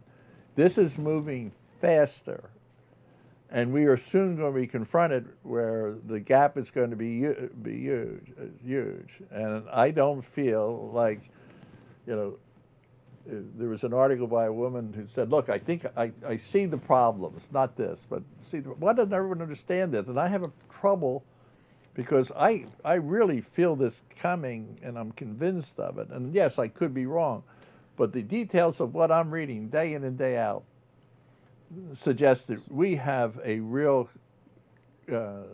dangerous situation. Let me just, one last thing. Yeah. The fact that we're not doing this, Xi's timetable for taking Taiwan is different. His calculation is different. Putin's is different. And that is, they're not coming. They're not coming. They're not going to stay the course.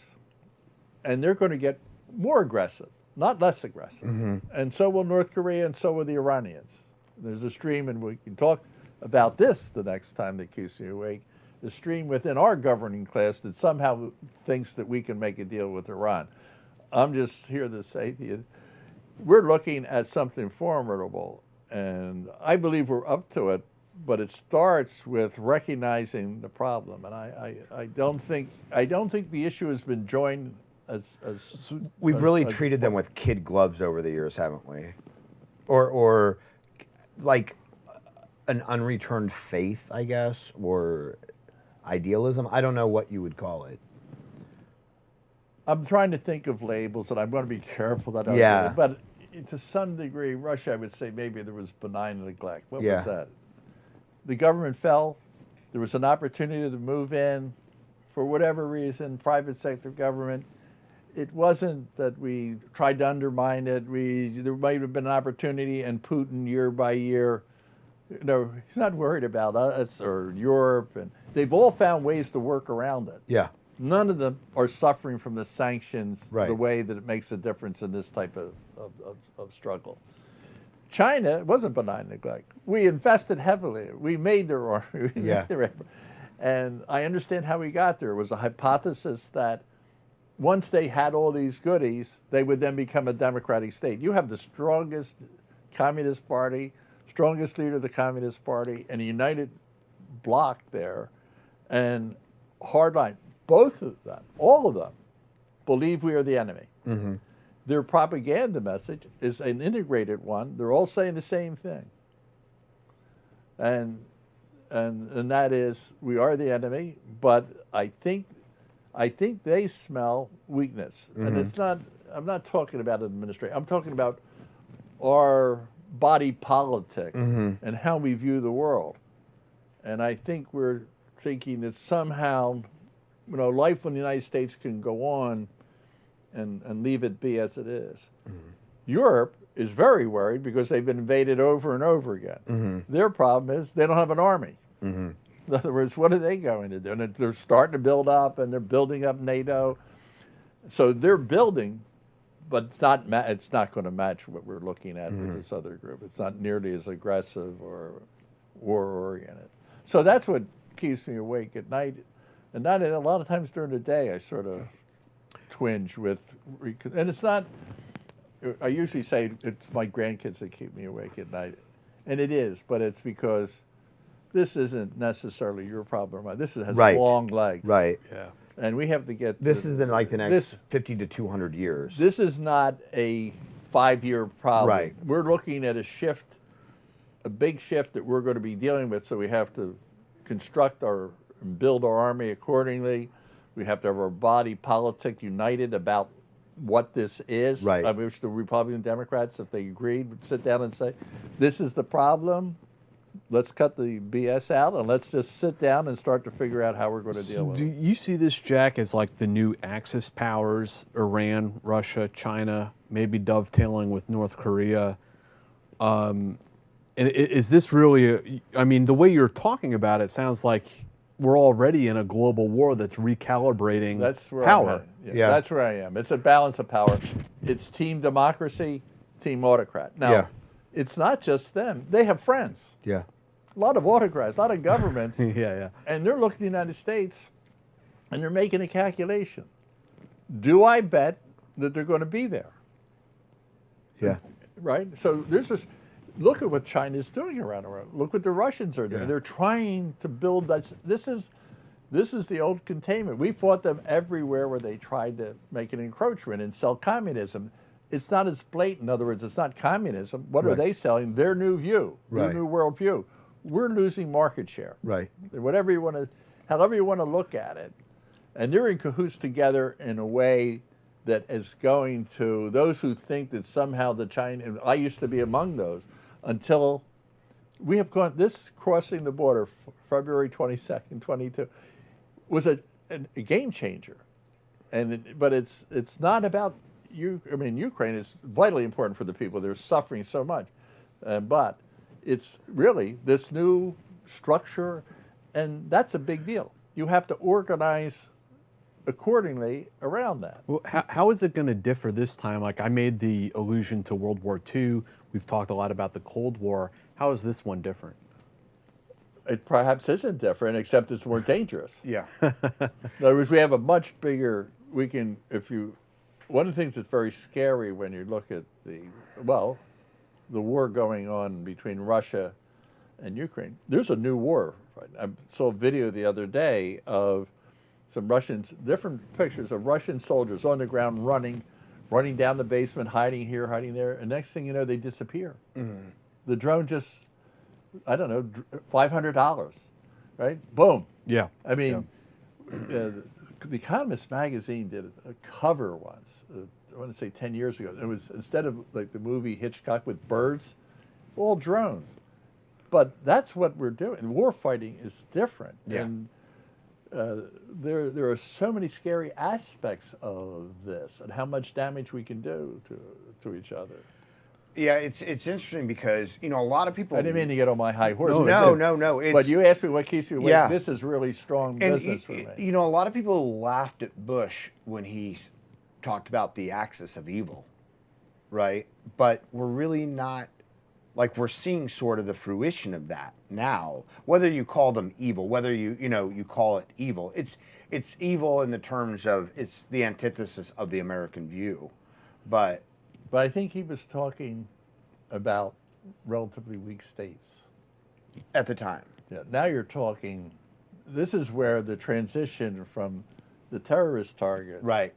which also we'll go back in history and look at all of that. But right now, this is more similar to 1950 Sure, absolutely. than it is to 1990. Yeah, and absolutely. And I just mean in the sense of the countries that he named are the countries that we're concerned about now. They just weren't so much of a concern at that time, right? Because I thought, wasn't he talking about... No, you're talking about, maybe I'm missing the point here, but with Reagan, it was the Reagan. No, but then Bush was talking about Iraq and terrorism, but I thought he talked about Iran. I could no, be way Iran off. for sure. Yeah, no, Iran, North Korea. But Iran, Iraq. Yeah, Iraq they're not in the same league. Yeah, and it's not just China and Russia. It's China and Russia in tandem. Right. It's right. Iran, Russia, China in Right. tandem. It's North Korea.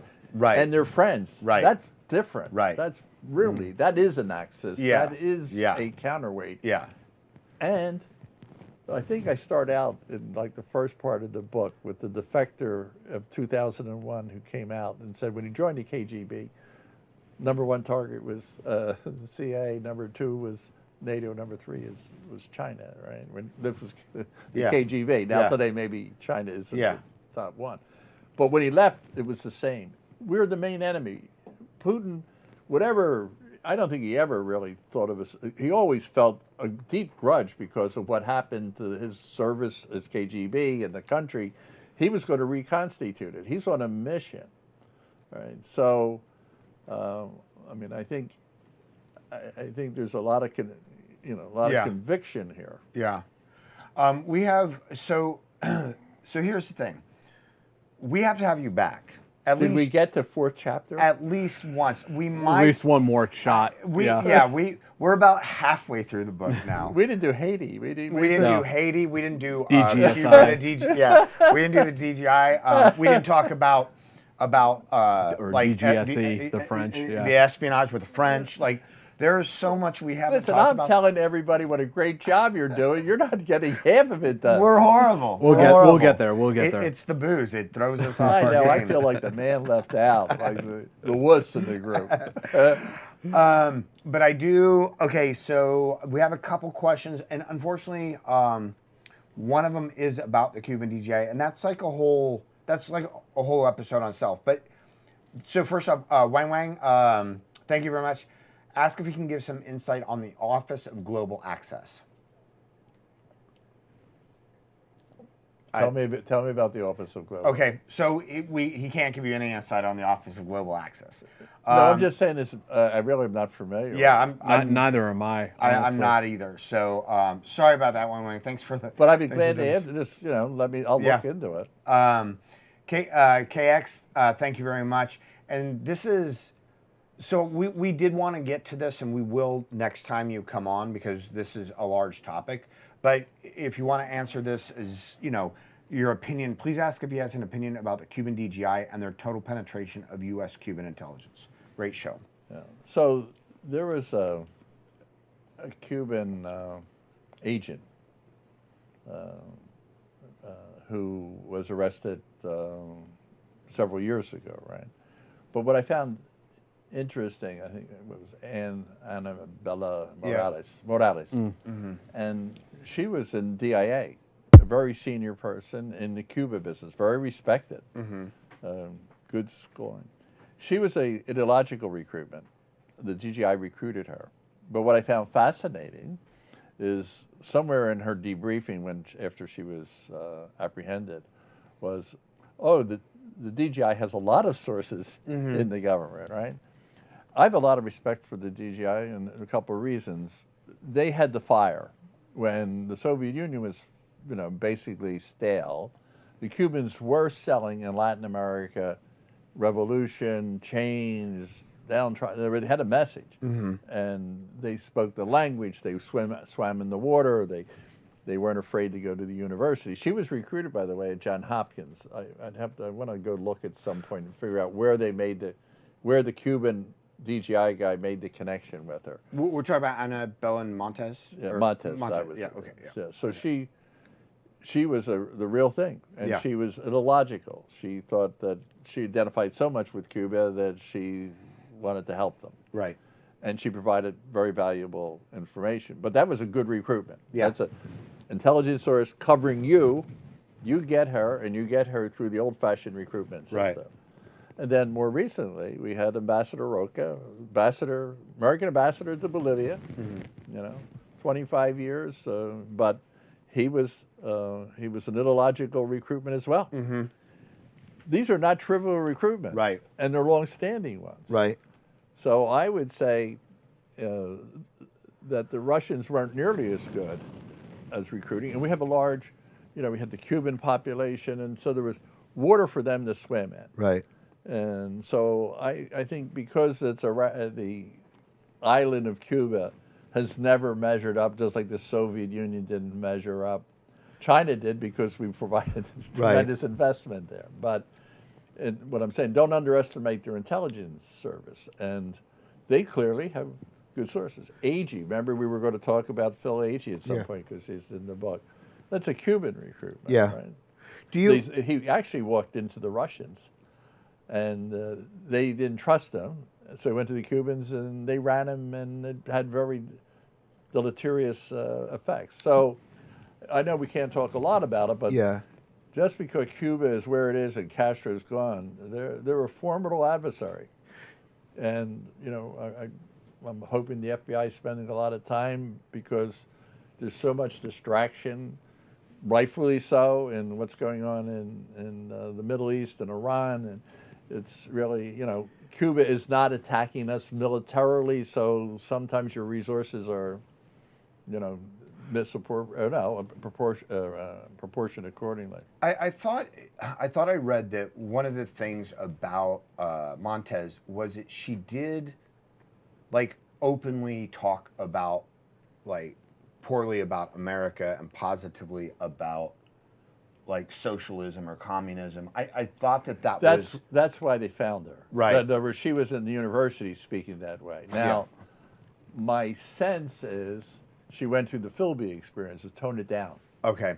And so, in other words, I don't think she was walking the hall of the DIA. If so, let's talk to security officers what they're doing. In other words, my point is, she, just like Philby, Yeah. there was a history. If they'd gone back Yeah. Yeah. at the university, It's a tell because they're hardcore ideologue, Yeah. and then all of a And then sudden, it just stops. yeah, you have to. Now that does happen in life, Right. Because this is Whittaker Chamber case back in the McCarthy era, but sometimes you have an ideological break. Sure. But Right. better prove it to me. Right. Prove it to me. First of all, I'd like to know that you had that.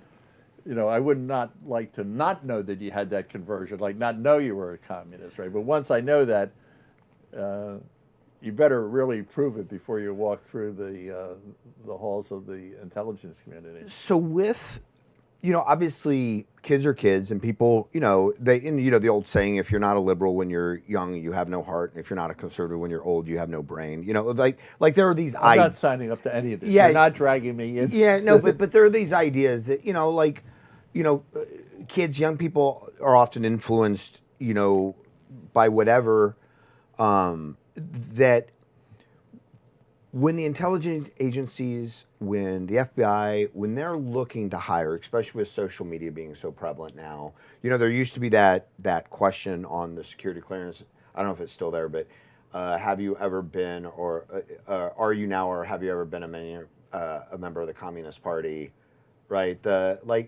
Do you think that agencies should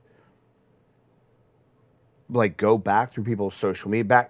I hope they are. I mean, I do it in my business. In other words, if you come to me and say, listen, I'm about to make an acquisition of a company in this country or wherever it is, you go into that social media, you pull everything, or to pull apart the background, because you don't want to make a mistake. Right. I mean, so much money's riding on it. Right. National security is even higher stakes. So my assumption is that we're using all the tools you can to assess people. I don't think we're going to have the problems that they had with Monte. I mean, I'm hoping that doesn't happen, because I think there's flaws, right? Someone misses a paper, they lost the paper, but Sure. But it's systemically, I think that's less likely. I think with AI, you're going to reduce that. Yeah. The more likely thing is you're going through your career like AG, and then you switch to the other side rather Right. than you were a communist and you get a KGB guy to go. That's on the lower end of the equation. I was talking last night at dinner after this speech about, what's missing with some of the young people, and again, there's a young person across the table, and I say, we need. It's not their fault. It's Right. not just their fault, Sure. right, to take responsibility. But I'm not going to talk about whether Jack Kennedy was a good president or not a good president. But the one thing I can tell you for sure is he was a charismatic one. In other words, in the 1950s, politicians were smoking cigars in back room, and precinct captains, you buy the vote, and you get your sister works in the bank, and she can go. When Kennedy ran, you just started the media age, and he brought this pizzazz with him, okay? And what happened in American politics, people went into the Democratic Party, but they went into the Republican Party. Young people went in because working in the government, how inspiring can it be? Right. So I went back to my old high school. They wanted me to talk about the book. Hardest audience, much easier than this audience, much harder. 14 to 18-year-old kids trying to convince them to pay attention or you find you interesting. But when I talked to them afterwards, it wasn't that they didn't want to go into CIA, not want to go into U.S. government. They brought like the 20 of the best students. They don't call them that, but that's what they know. Not one of them are going into anything in public service, period. Military, police, teaching, doctors. They didn't want, doctors they did. Lawyers weren't on the list either. It was all either technology or investment banking. In other words, I think we're running, that generation that came in with Kennedy in both parties, I'm not saying it affected them, just like Watergate made a lot of journalists, right? But it was even more pervasive with Kennedy, has run its course because all those people that came in of public service. So what we've been into is a drought. Not that there weren't good presidents, Right.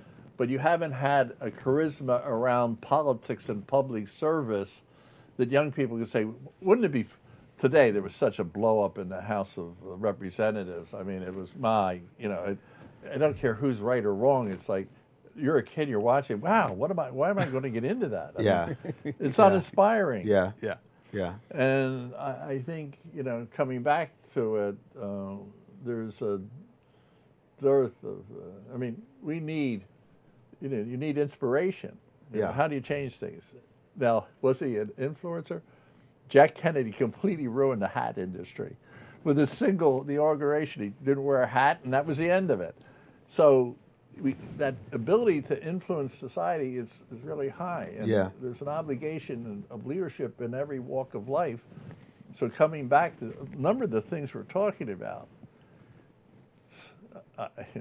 there's some inspiration, some vision about where we are and how we get back to the level of civility and cooperation and national security jointness. And when I went down to Congress on Afghanistan, and it wasn't Republican and Democrats.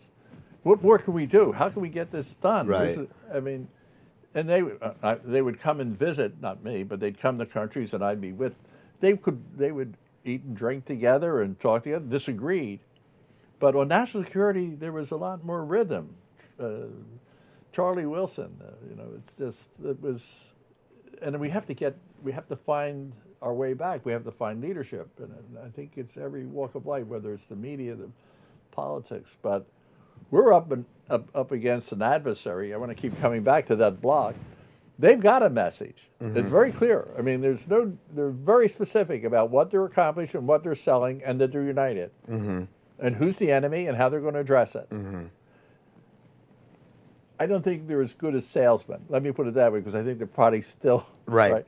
So we can win this one, but we're not going to win it with wobbly leads and lack of, who's on first base and you're going to be here. You're not. Uncertainty. The worst thing that creates weakness is uncertainty.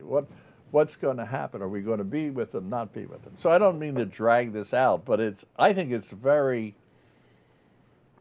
we're at a crisis. We're having a good time tonight. My children are having a good time. There's a crisis afoot in the national security arena. Let's get through these questions. That's it. With That's it. If you have any Patreon. That's all of them? Okay. Yeah. We do have a couple. The first one from M. Corbin, he asks, there seems to be nothing new under the sun when it comes to the world's second oldest profession. You had mentioned last episode that the Directorate of Science and Technology was your original goal. Where do you think your career would have taken you within the directorate if you had gone that route? Well, let me correct the record, because I promise I didn't have one of your bourbons. It was really at the end of my career. In other words, I went in and my DNA somehow fit. I loved what I really belonged in that, the operational part. But I was also seized at the end of my career because of the counter-narcotics experience, the technology and all the things. I actually was a little bit of a pest early in my career that they needed to do more. So I thought I would like to take a shot at that, but it was at the end, not at the beginning. So what would have happened at the end of my career? It was almost like a post. In other words, I'd run the course. I'd run the cards on it. So I was in London, and okay, you want me to stay? If you wanted me to stay around, why don't I do the technology piece? Because I sort of don't go back and do the same thing you did before at the top of the operational thing. So, but all the engineers looked and said, oh, "What's this guy doing?" But it wasn't about engineering, right? So I can't answer. The answer is it wasn't. It was at the end of the cycle. Well, they didn't need me, because look how far the world has moved in intelligence in terms of technology. Right. Duncan Idaho asks, enjoyed both your books. Wow, I'm his fan. I got an hour for him. Do you think the ODNI has been successful in increasing collaboration between intelligence agencies? If you were DNI under the current framework, what changes would you make across the agencies? This is so bad. This question is this is dynamite. We're sitting on a keg of dynamite. So if you go back, you'll find there was an op-ed written shortly after the DNI was created, right? And I was invited by the Washington Post to write an op-ed, and said, why am I invited to do an op-ed? Well, they had directors, they had 10 top people saying the DNI was a good thing. Well, I'm saying it's the worst idea since. And so why? They probably couldn't find anybody to say that. And my point was at the time, to me, I think the founding fathers got it right. In other words, you have an institution, you structure it, and you keep it tight. And the DNI, because it was a reaction at the time, and they had a plan that they've had for years in the basement. They did a really good job on the commission in terms of diagnosing what happened in 9/11, but they didn't have a plan, and they slapped that on the end. That's my view of it. But it was meant to be advisory. But being the government what it is, we decided we would make it a big agency. Why you need an agency of the scope? I think there may be a few thousand people in it, and you're wondering, why do you have that when you already have this? It doesn't make any sense. You've got competing engines. If you're sitting in Paris and the head of the DNI comes out, and then the head of the CIA comes out, and they're trying to figure it out. I don't understand, and again, I don't want to. Everybody working there, I'm sure, is a well-deserving government employee and doing something great. I think we have built a very major structure. The intelligence is so big that we're going to get lost in the woods. And I've talked to a couple of directors, I don't go nameless, and I've expressed this. And they have the same response. Jack, they're doing better, and we can't do this. We can't undo this. Congress, you have to understand. I do understand all this, right? And it's too hard, but they know it's not the right answer. They know in their heart of hearts it's not the right, and they know if they get into it, you're in a pit bull fight, right? And why do I do this? I'm only going to have the job for 2 years, and I'm going to spend all the time, and it's Fighting, nothing but headaches. The morale, and they pass on it. So this is going on. No one's going to address it. I mean, I think we're going to be in really hot trouble. But I think it's time to face up to what type of intelligence world are we going to have to face up to the challenges. The one thing I can promise anybody that steps us to do it, they will never be rewarded for it. You have to do it because you're a public servant and you believe in it. Yeah. And it's not like, it's too hard and we'll work around the edges. The working around the edges is it just what happens, you work around the edges, you keep building out things.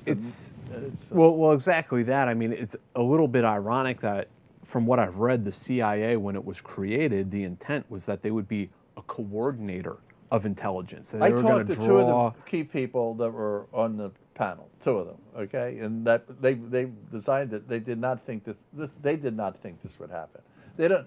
They should know better than I know. When you start moving money and you do this structure, what are you going to do with it? Well, we'll build another office. We'll hire more people. Right. Oh, we have to give them a role. Well, we What's have a their lot role? more agencies Let's too reread than this we did report. 50 years ago. I don't understand it. Now, the Brits in their service are lean and mean, and that is, if you're an ops officer, you do your own reporting, right? In other words, you don't have. We build these blocks, and I wonder.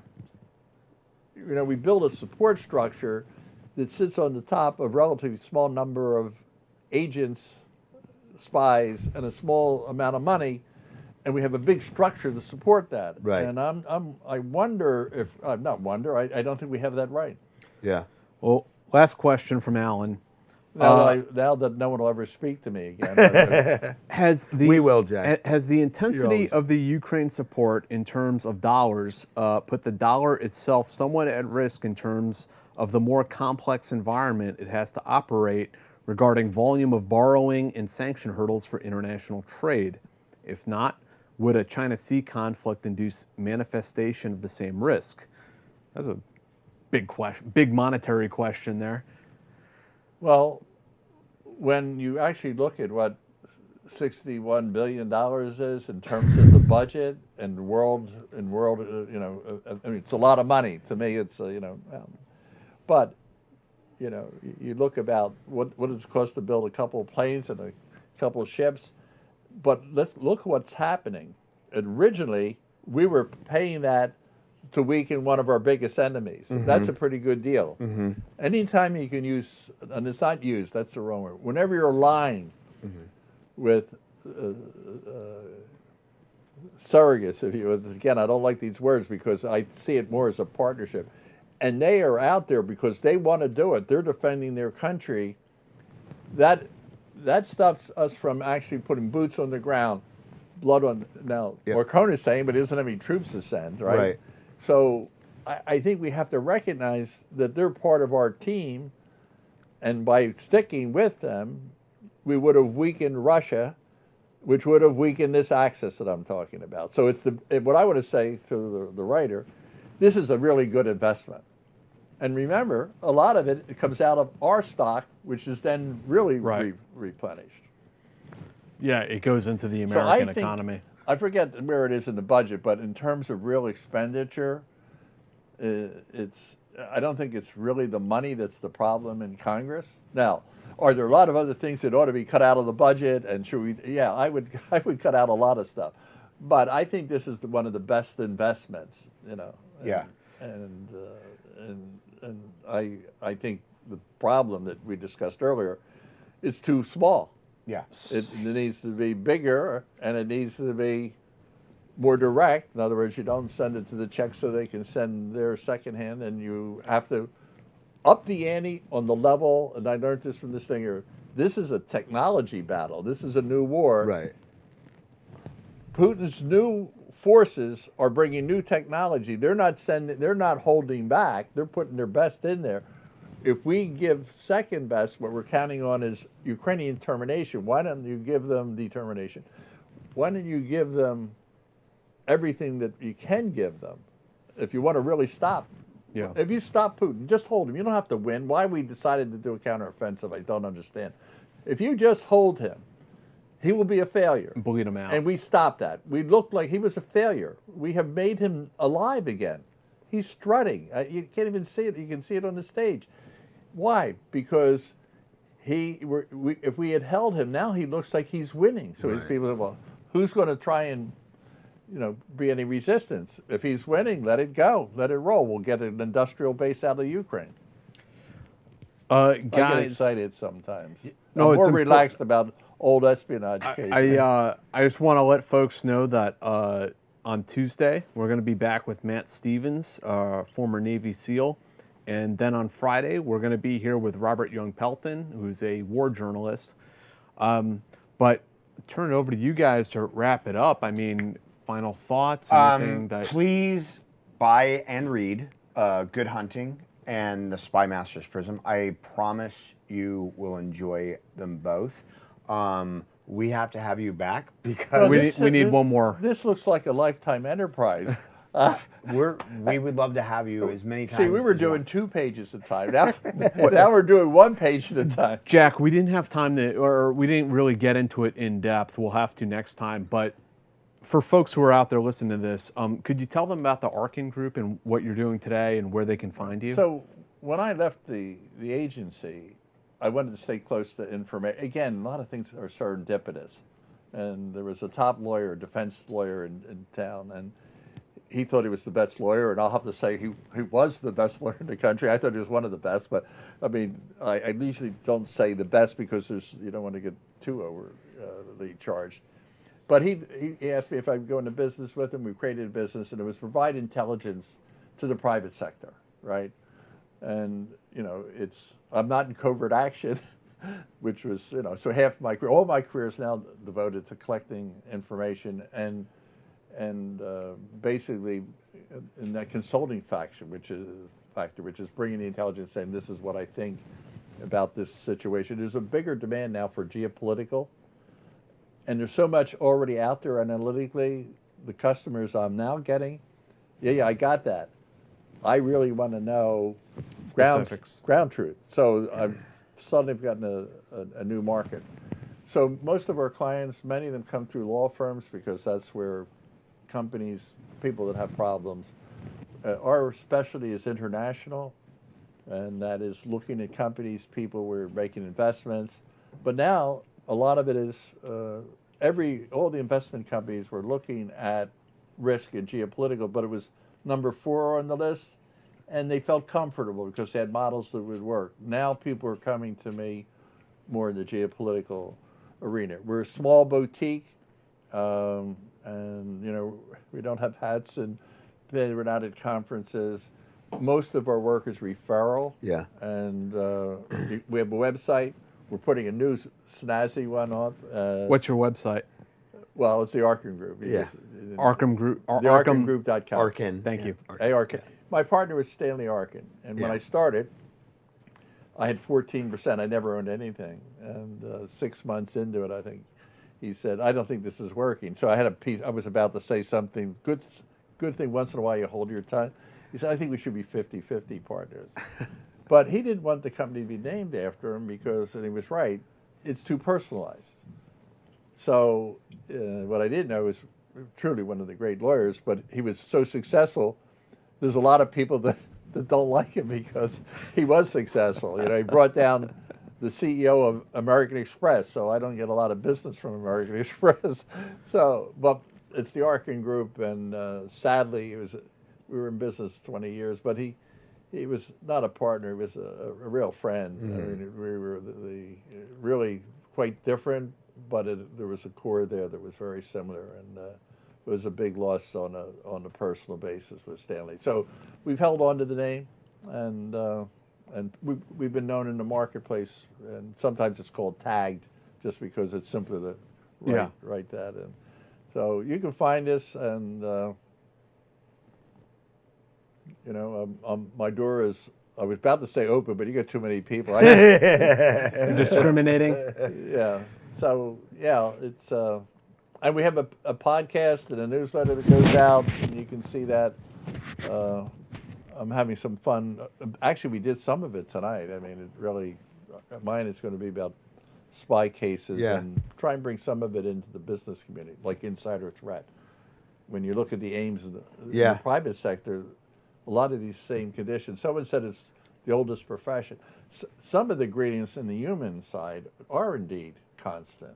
The psychology and all of those things are still very much part of it. Yeah.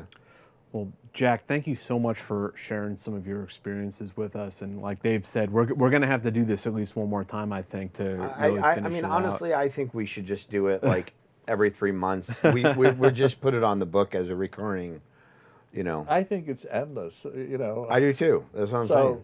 My granddaughter gave me for a present, like the Write a Family Story, which sounds great until you start to do it. So then it's like, wow, I can write something quickly about today. Right. But if I have to go back in the book, you're halfway through. I'm only up to 1974, and I've got 20,000 words. So, I mean, so we can go on. Yeah. I don't know if I can catch up to you.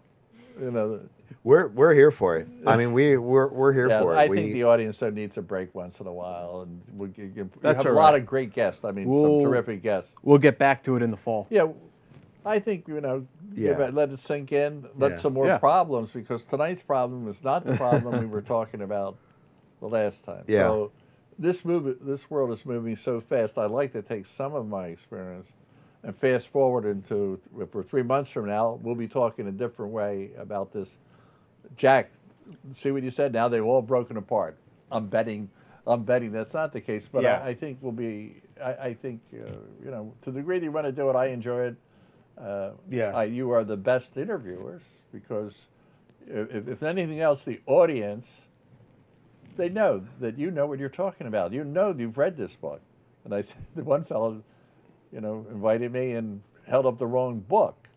We're having a discussion because you know what you're talking about, and it's in an area that I feel comfortable with. So that's why I come here. Oh, thank you. I mean, I've done a lot of one-timers, but I don't come back twice. If you don't know who I am and call me Billy, it's like, okay, not going to work. But I feel like we are in this living room here, and I feel like real camaraderie here. So. We really appreciate it. Like, we feel blessed to have you and people like you willing to come on and Yeah. share your life with us and your, you know, your experience, your wisdom. Do you make sure you clip that part? Where he says We're- how we're great the we are. best. Yeah, that's important. Well, every once in a while I exaggerate. The rest of it was straight, but they said they're not going to help me get an Uber unless I say something like this. Delete that part. no, but The only thing we that feel we're really missing blessed. is Pat. We got to get Pat in here. She was here last time. Yeah. Yeah, she was great. She has her crutches, so she's more lethal. But she's coming back fast. She's coming back That's fast. good. That's good. Yeah, to hear. you actually. Well, I don't know if she'll agree. She has real high demands on her contract, but some of the things she's done on behalf of the intelligence. are real She's good. more than welcome. You know, like we don't like try to exclude the spouses, be they male or female. They're like welcome to come on the show. We're going to have ground rules, though. Well, that's between you and her. Yeah, I can't do that. We can't enforce that contract. You guys have to. So I'll Yeah. just tell you, we were taking Italian together because we were going to Rome, and the spouses can take the course. And we were going down Route 95, and I had the audacity to suggest that she wasn't using the subjunctive, right? The window goes down 95, out goes the Italian book. We didn't have, we went to class, there was only 3 of us in class, and we going there not knowing our stuff. So you got to be careful but lucky I didn't get hit with the book that I was driving. So we'll bring her back. She's been a big part of keeping me afloat. We appreciate it. And our church upstairs, it sounds like they've got Getting started. It's time to worship. So we will see all of you on Tuesday and then again on Friday. Please check out our friends at Caso Carabeo Cigars, casocarabeo.com. And It can't be 10:30. this is it. This is it. Sorry, Jack. We kept you out late tonight. I know. Apologies to your Okay, missus. get off that couch. I got to roll We're- over. we're hitting I'm the here for bars night. after this. I'm here for the night. All right, guys. We'll see you on